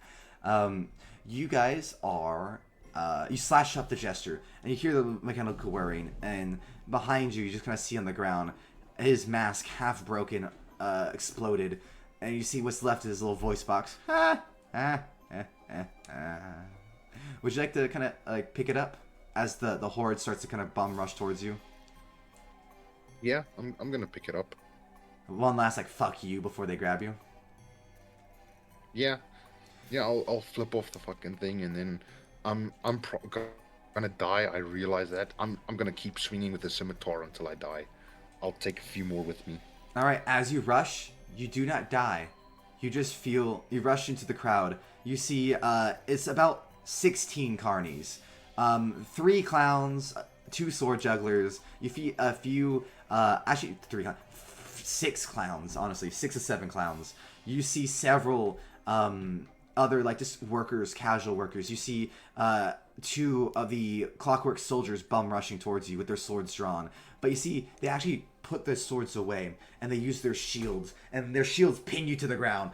And as you try to fight against them, you just slam into the metal, feeling helpless as they just hold you down. The clown, as you slash into it hurts it, but it just eventually doesn't care that you slash his hand off. It grabs you with his remaining hand and slams your wrist down. You get held down by all the circus folk, and a brief exchange happens between the heist guards and the clowns. They don't got the loot, sir. Pat him down. Let's see what he's got. They pat you down. They see that you got your knickknacks and stuff like that. They pick you up. They remove by force. And it takes a little bit. You're fighting. They disarm you. They do all that. They wrap ropes around your wrist. They take off your mithril armor by force. I mean, this ought to make up for it. Let's see. They start to, like, loot your pockets. They take all that you got. Let's see. They basically just hold you up in the middle of this. I suppose this is the part where I mentioned the mithril armor is now booby-trapped. Please do. Tell me what's the booby trap on it. Just a couple of glyphs of warding.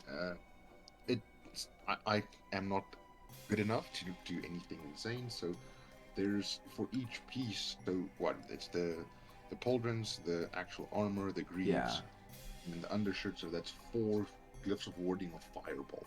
So it's like 4d10 damage. Oh, 4d10. That's not too bad. 1d10 1d10 for whichever each. piece you're holding on. Yeah, I get you.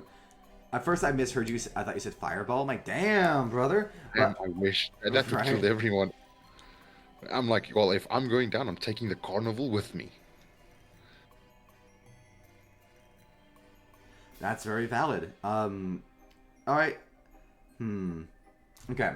So the people removing it are gonna be like the heist guards, right? They're trying to take it back from it. They're talking with like the guards and stuff. I would say.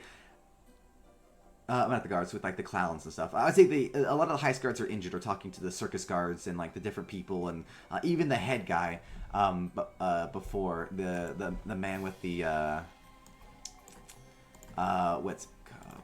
the head kind of master, this guy here. They're like discussing with him like what's going on. The guy with the stilts points towards the area Z left, and several of the heist guards leave towards where Z left.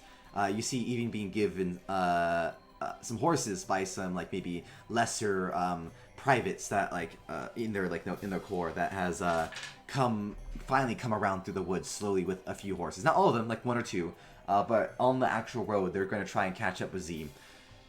You can only assume. With that, around you though is the 2 clockwork soldiers, at least 2 clowns, one of them with his face just smashed open, the other one still relatively put together. And in fact, I would even say this clown has stepped out and is now standing guard at you. It really gives you the fucking creeps. It goosh, goosh, gets closer. Stop it, Chompo. Calm down.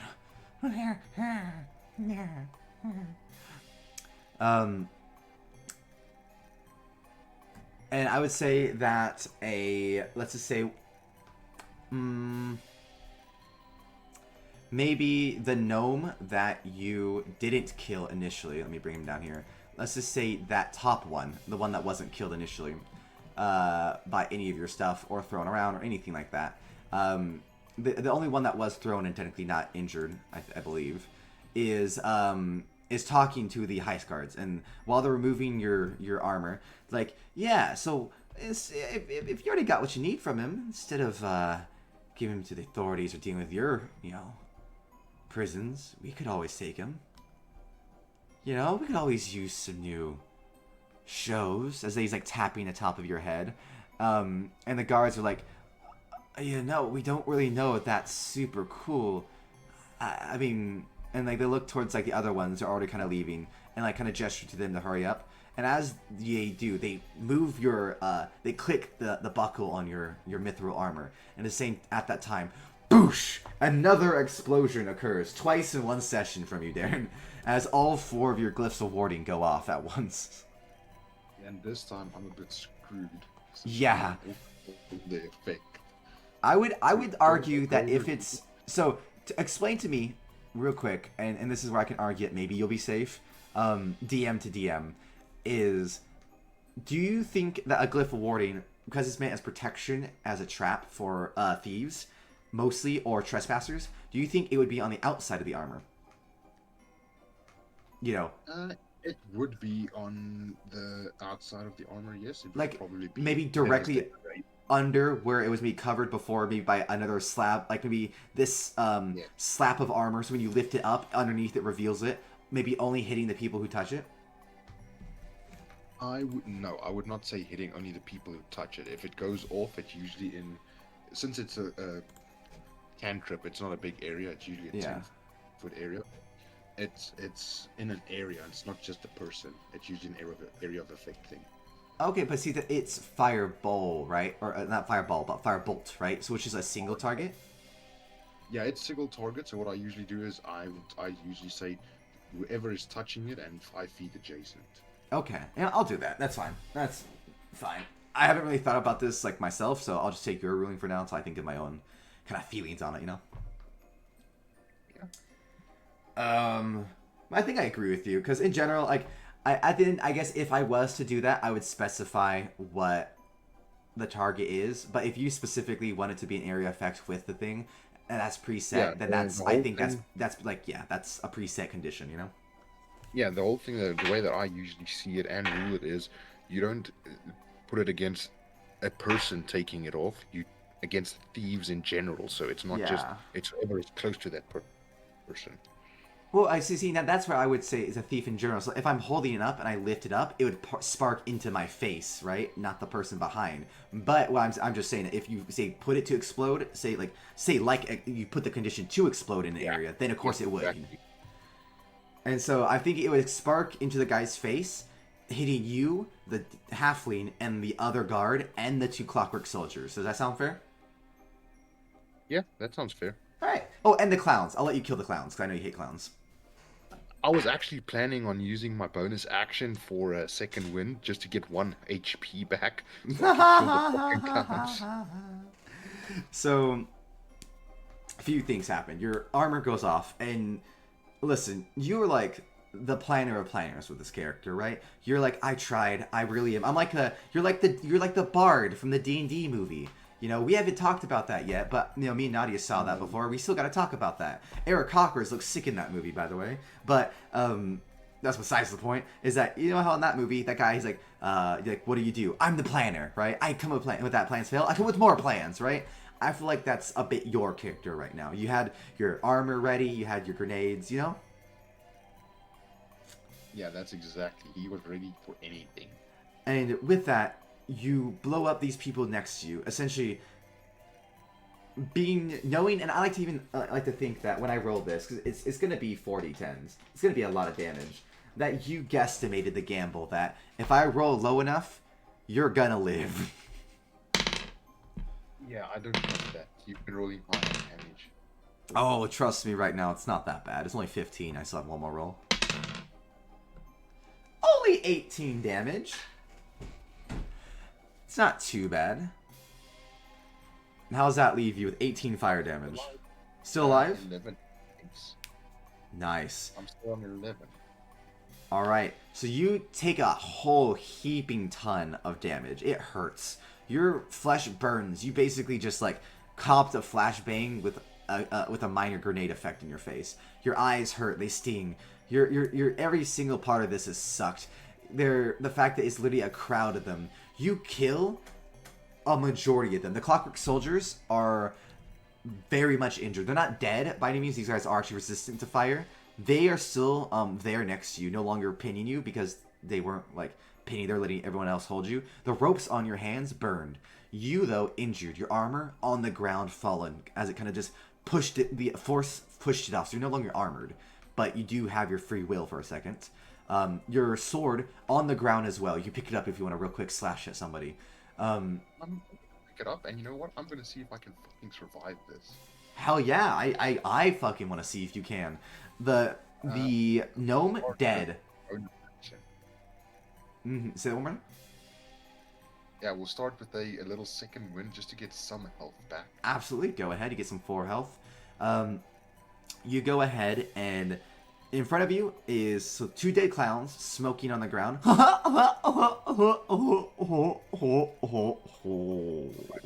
I need a 19 or a 20. Yeah. Then hold on. Oof. Oh yeah, for the soldiers. Before you attack, hold on, I'm gonna give you some. Me trying to give you a legitimate chance before you attack. At the on the very hard to hit soldiers, I won't count that one. Just 'cause I want to give you a chance.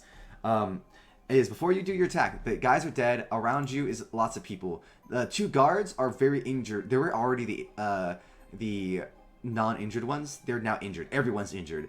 The other ones are starting to kind of come back towards you, but they're gone. Most of the heist people are gone, chasing after Z, who has the actual loot. They mostly are going to leave you with the circus people as kind of like an FU. Like, you don't deserve the prison system in their eyes because you're just a scoundrel, right?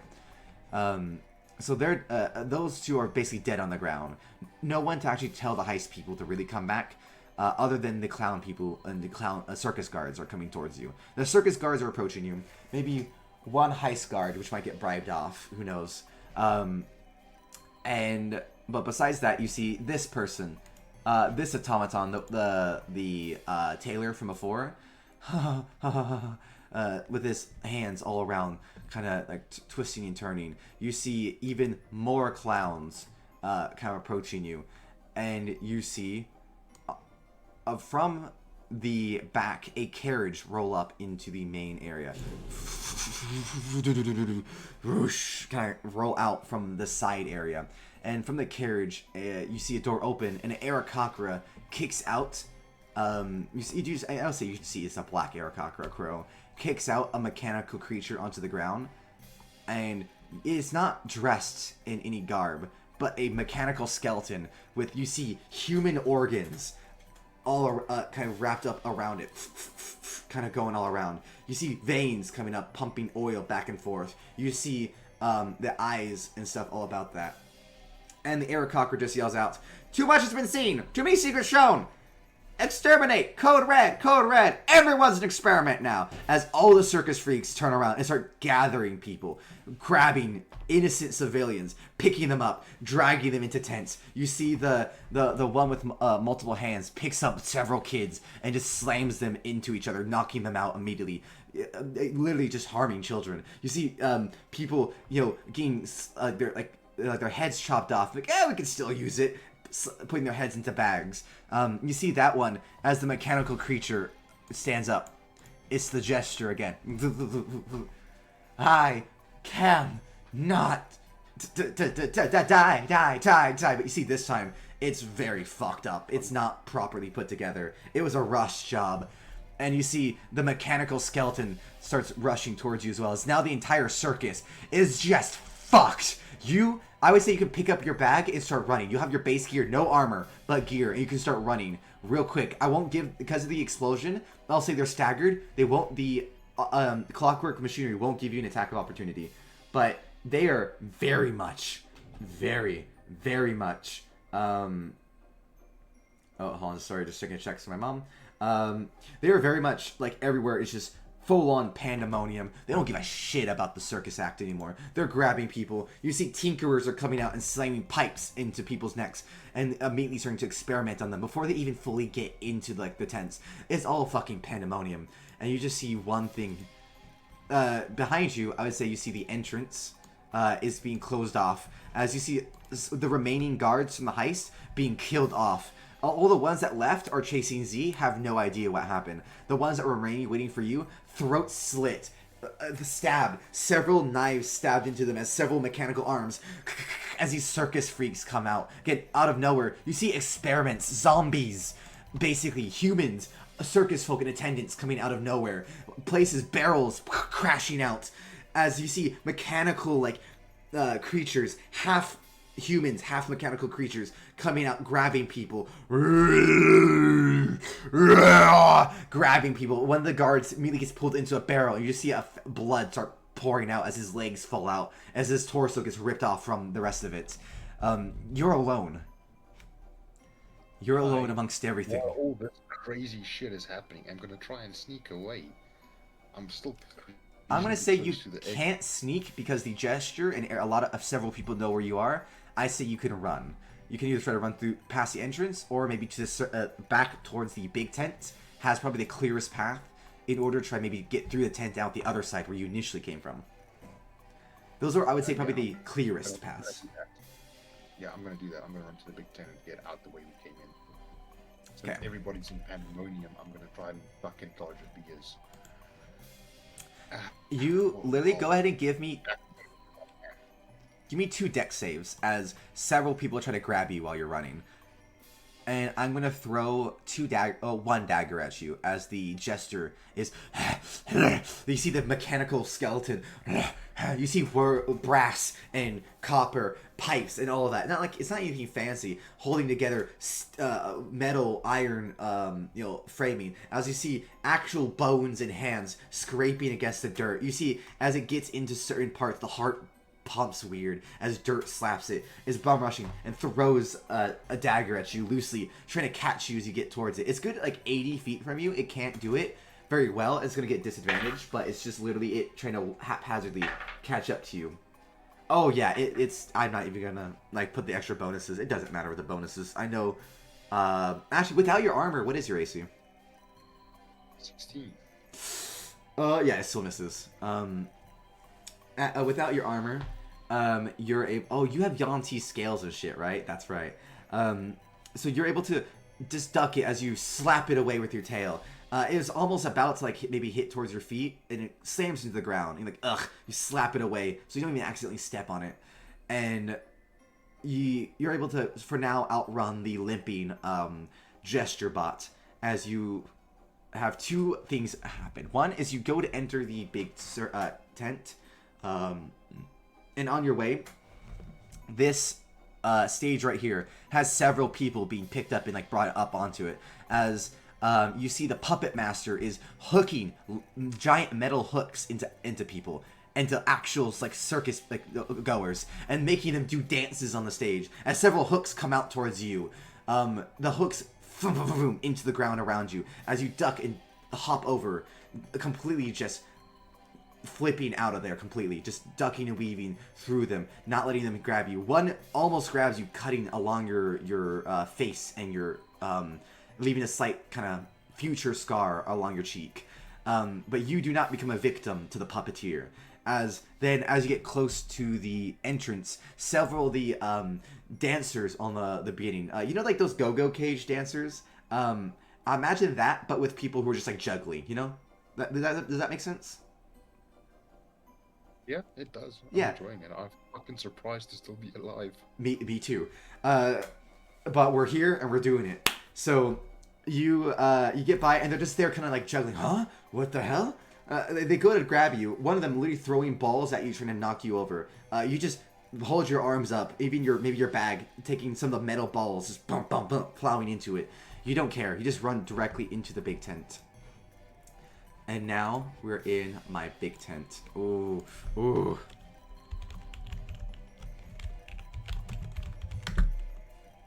I also hope to God this is all, I just realized, copyright free, because if not, this VOD is going to be so effed, and I have not been recording this. But that is legit just whatever at this point. Well, after this, you should be smart and download it, and then you can edit it. Immediately. I'll download immediately and hopefully get it before anything happens. But those things happen pretty quick, but we'll see. It's whatever. It's something in hindsight I should have thought of, because I didn't think about it. No, this is not scary. This is joyful. This is not scary at all.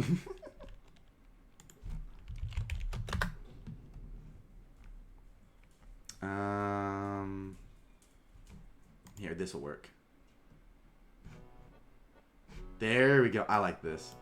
So as you enter the big tent, you do see what was supposed to be several people and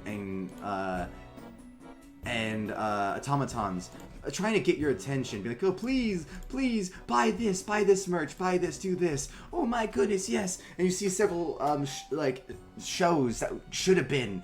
You see a live band off to the right, which has all their parts replaced, human parts replaced. The the man with a lute has his left arm turned into a lute that automatically strums and plucks itself with his right hand doing the chords. The middleman, an accordion, which instead of doing the accordion, he takes two handles on his left and right side, his love handles. He lifts himself up, inflating the accordion, and pulls himself down, redoing the accordion. A man who has drums built into his pecs, this kind of gently strumming. His belly's a big drum. Boom, ba dum bum, da ba bum, da bum. Several people with violins and string instruments built into their torsos and bodies, very gently playing a horrific tune. As you look left and right, you see, let me see. To the right is that. To the left, you see, merch, little tiny plushies and stuff. Cute stuff that would have been nice if it wasn't such a horrific setting. Food. Lots of several vendors of food. I would say you get cotton candy, stuff like that. But you see the cotton candy is now, the machine itself is turned alive and is grinding the person up within the cotton candy and having them turn into a bloody, gory, stringy mess of cotton candy. You see several big, terrible things happening, like a clown eating a child in the corner, just straight up picking them up, and you see the gears chomping the elven child. You can't do anything as you just look for even half a second. You just hear a crunch as everything goes down, and you see the entrance to the big tent ahead of you. What would you like to do? Behind you, I'm coming. I'm gonna start by pulling out all 123 pieces of gold that I've got and throwing it at the entrance near the merchant's feet before running past, trying to escape at the back of the tent. Okay. Sort of trying to create a riot or a frenzy. You know, I will say, you do that, and it's a little hard for people to notice while they're being murdered. Oh, I meant this more for literally the vendors and things. You mean literally those people. You know what? Let me roll. Let me see how greedy they're feeling. I guess they all are a lot of... Yeah, you know what? Fuck it. Several people that would normally be maybe trying to get your attention, grab you, throw stuff at you, have maybe, I don't know, merch try to come alive and grab you. I don't know, that wasn't a cool thing I had. They turn around and go, start grabbing coins, grabbing the money, money. Even the clown itself, with the child's legs sticking out the top end of his torso, out of his mouth, as the snake jaw that it has been disconnected, is just reaching down and grabbing handfuls of gold. Even the cotton candy monster puts a few gold into its own coin slot. And as it does that, you said you're going to rush into the big tent area, or try to do a side, almost costume area?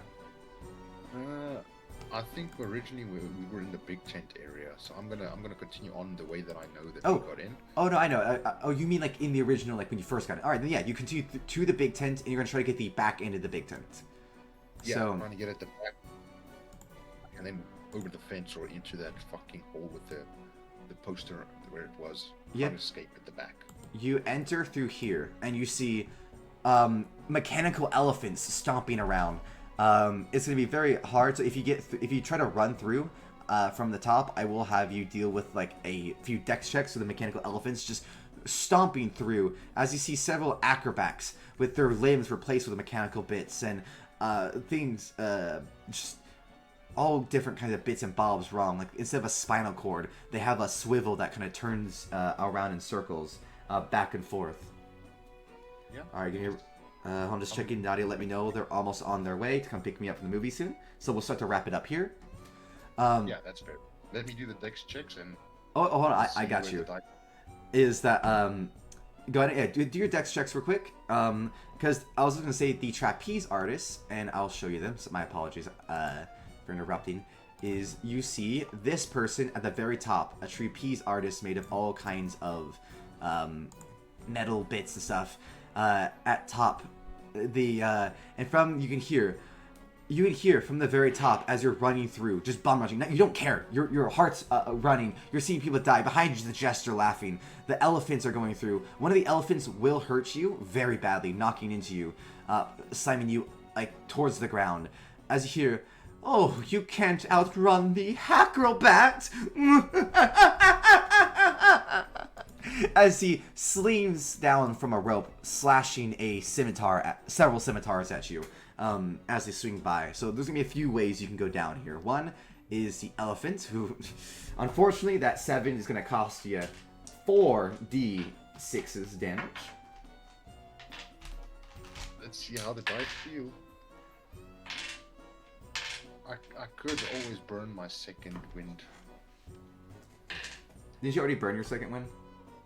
I've got 2 uses of it. Oh, alright, hell yeah. I'll re-roll that one. There we go. Okay, so you take from the elephant, not too terrible, I didn't really roll that high, just 12 points of damage. Bludgeoning, blunt, pushing you into the ground. That would have killed me. I had 12 HP left. Okay, so you're on 0. And you know me, I love to do this. You're staggered. So for the audience doesn't know, I like to do a special rule. If you go to directly 0, and I didn't mean to do that, I kind of forgot what your health was. It is directly 0. You are not dead. You are what's called staggered. He has 1 action he can take a turn. If he takes an action, a bonus action, or an action, a movement, or a movement, anything that's just basically not one of the 3 things he can normally do, he passes out after his turn because he overexerted himself. But if he can only do either a movement, an action, or a bonus action, he can still try to stay alive until either someone deals at least 1 point of damage, he gets a point of exhaustion, or he, like I said, overexerts himself and passes himself out. I am going to activate the homebrew feed last stand and just keep swinging at the fucking trapeze artist till I die. Okay. He knows that he's gonna not make it, so fuck it. Let's take a last Carney out. Oh, you were so close too, I'm not even gonna lie. That dexterity check really screwed you over. Honestly, I don't know if the second wind was before or after that. If it was before, then I've still got 10 HP left. Go ahead, I'll say afterwards. Oh, but then you won't be able to... Oh, but then... Okay, here's the thing. So you can only use your action that would bring you up, right? And that will restore your health. But you would be your normal action next turn. So you don't want them to let them... I'll offer you this. You guys swipe at each other at the same time. How about that? Yeah, let's do that. Let's see. All right. If he hit, I die, and if not, then... Epic final moment. You guys, you're rushing through. You're going through. You get slammed down by the elephant. Slams you down to the side. You're damn it! I don't give up. You slam your hand into the sand below you, throwing the sand up, trying to disorientate everyone around you. Go ahead and roll with advantage, and we'll roll with them with disadvantage. And I'm gonna give you the sand because screw it. I'm feeling creative, and I like it to be epic. You throw the sand up into the air. Nice. For the crit. Epic. So, funny thing here, I also got a crit. You and the trapeze artist, as you're, I would literally say, right here, you guys slam into each other. Your scimitar going straight up as they're coming. You're gonna meet their throat, basically making their momentum kill themselves. And as you do, they also swing down, throwing several of their scimitars at you with a whole force. And 2 of them straight slicing towards your gut. And as they do, 2 things happen at the same time. Go ahead and roll your damage. I'm going to roll my damage. A scimitar is a d6, right? Yeah, it's 2d6 plus 1. Okay, so... Alright, that's for the double-sided scimitar. The normal scimitar is just 1d6. This guy I'm having do a few different ones, like the double, it's the Revenant, and also the normal. So... He crit on the normal, so don't worry about that. 23 points of damage. Nice. Okay, so you actually don't kill this person. You slit their throat, having them fall to the ground off their trapezing, very injured. I'll say they're on the ground, but not like prone. They just like got knocked off their thing. They're trapezer. They can just kind of hop up easily. But you can tell you slit their throat as they flew past you. But here's the thing. With all their arms and all the different kind of like... because they have like 3 arms. 1 on the back, 2 on the front, right? And the normal 2, and then 1 extra on the back. I kind of forgot to mention that, my bad. They threw 3 attacks at you. 1 was a crit. 1 missed. 1 hit. The normal Revenant Blade deals 7 points of damage to you. Then the crit one deals 8 points of damage to you. as that one gets thrown directly into your left eye. And with that, you get knocked over, kind of falling with them a little bit. You start your vision as you look up at the top of the big circus tent. You see your vision start to fade to black as you hear the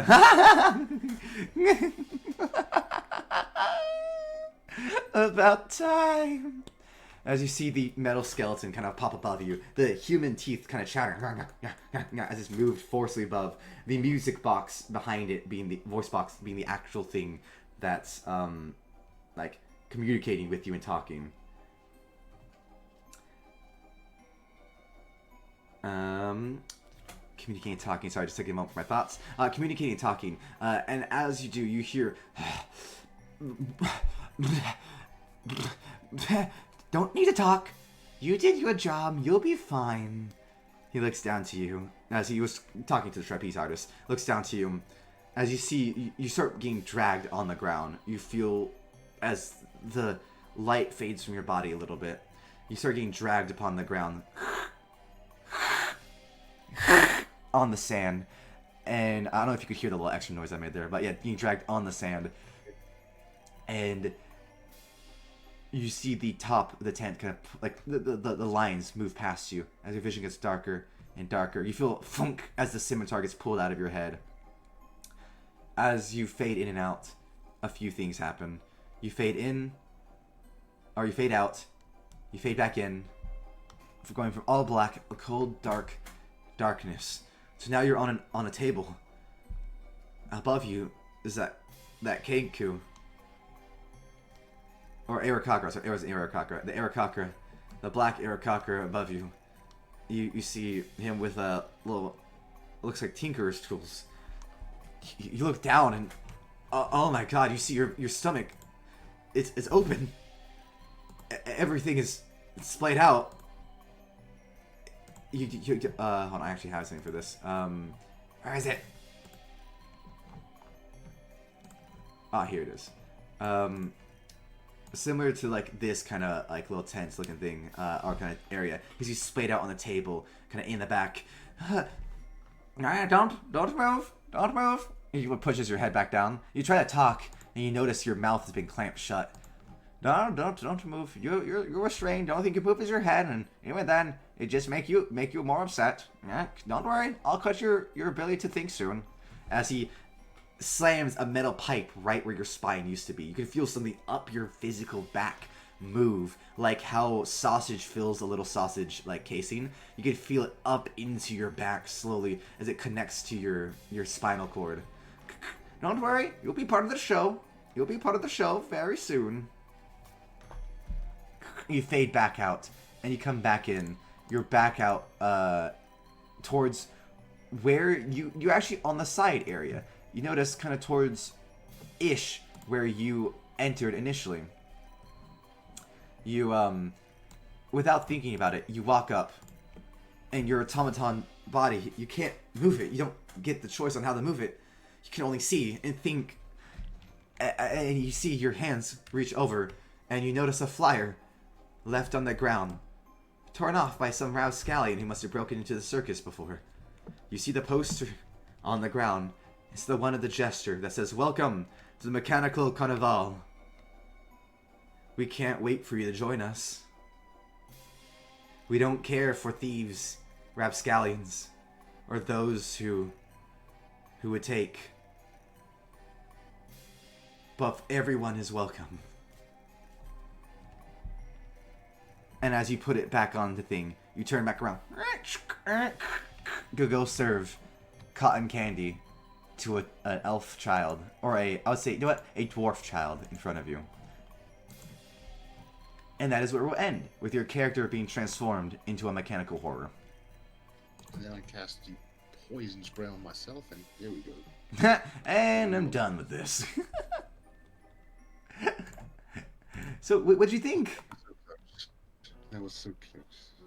You were, honestly, you were basically one saving throw and one actual swing from getting to the exit.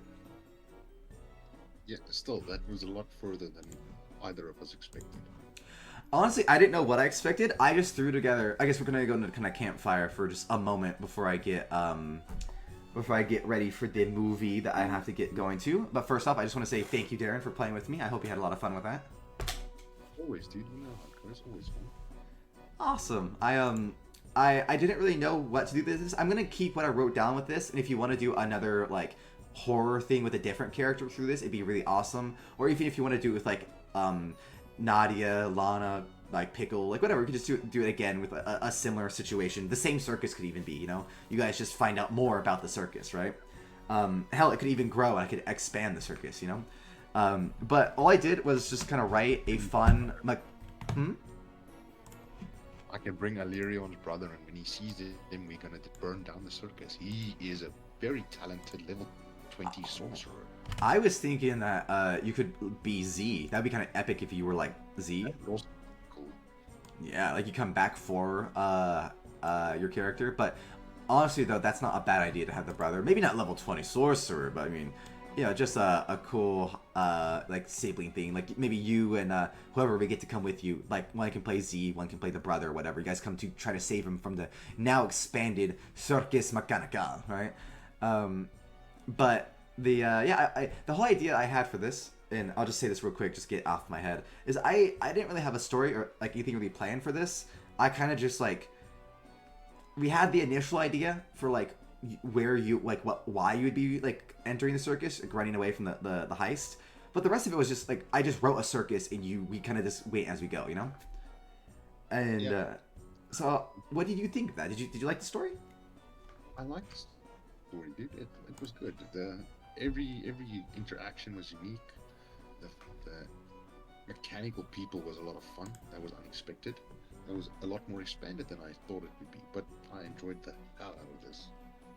Yay! Awesome. I was there for a moment where I thought, no, I'm gonna die. No, you know what? Fuck it. Let's try and destroy. Yeah, no, honestly, and the thing is I'm gonna be honest, I didn't read your mithril armor, so I didn't expect you to have the explosion. So I was like, you know what, screw it. Instead of being like, oh well, okay, well more come get you and you still get taken away.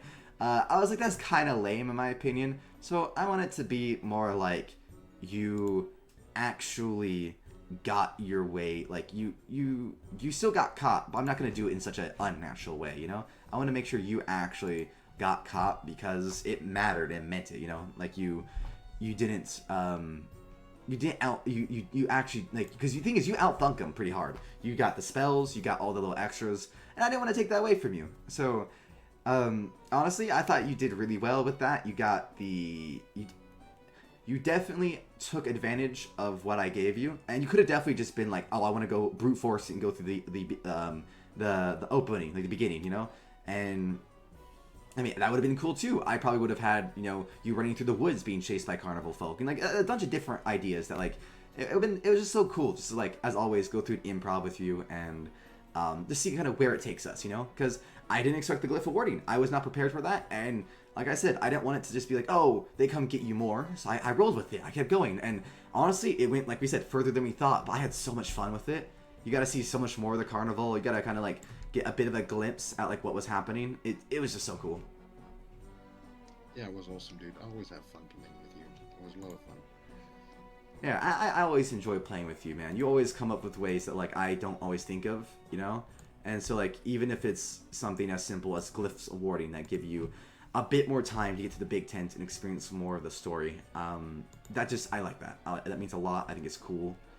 Honestly, the glyphs of warding were essentially my suicide pact. Like, if I'm going down, you're going with me. But I thought I was going to have to trigger it.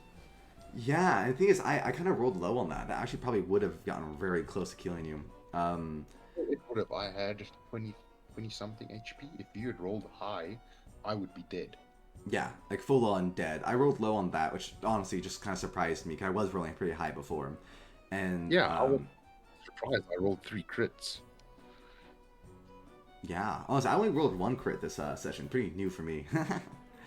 But yeah, so instead of my anxious rambling, because I can acknowledge that I'm anxious right now, because of course I always get anxious after I tell a story, and I think I just kind of been rambling a little bit. Is there any questions you have? Any kind of like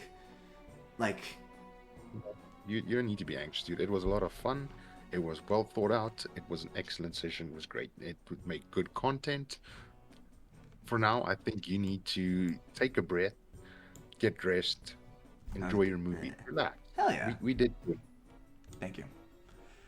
All right. Well, I guess in that case, maybe we'll save questions for next time if you guys do come in, and maybe save what few. I mean, not even few. There is several surprises left for you, and including. I have several surprises as well. The Hell new yeah. character will get a lot better. Absolutely. This one will make like level 5 or 6. Like y'all went on an adventure, came back to save him, and I'll add more to the circus and make it more of a surprise. You know. Perfect. And hopefully next week, for everyone who's listening, before we say goodbye, is hopefully next week we'll continue with D20 Modern, whether it be with Shawnee and Chris doing the woods itself, whether we actually get Pickle to be able to, do Irvy's side thing and get with Chris and Shawnee. If they don't, I'm just gonna be honest. If they don't, I'm gonna have to rewrite it a little bit and just have Chris and Shawnee continue with their stuff, with Lizzie and Michael and all your guys' stuff with the twig blights and all that. And we're just gonna continue with that. Yeah, or I make another character and we have fun doing an MMA underground fight club. Underground MMA fight club. You know what? If both, and this is not out of anger or frustration, this is just genuine planning. If like neither Lana can come for Shawnee and Pickle can't be here for Irvy, then screw it. We're gonna do a whole new D20 Modern with just Darren, and you're gonna have a new character, Underground Fight Club, and you're gonna interact with another sort of cryptid. Screw it. I will do my damn D20 Modern. If it doesn't work, then we will just go back to D&D, damn it. And me and Darren will do D&D like this. At the very least, if everything doesn't work out, me and Darren will continue doing improv D&D Saturdays. We will have fun doing improv D&D Saturdays. We'll see who improvs next time, whether it's me or Darren. Probably me, because I know Darren, you've been busy. But if you feel like it, let me know. We can figure that out. So basically... Yeah, I'll just check my schedule.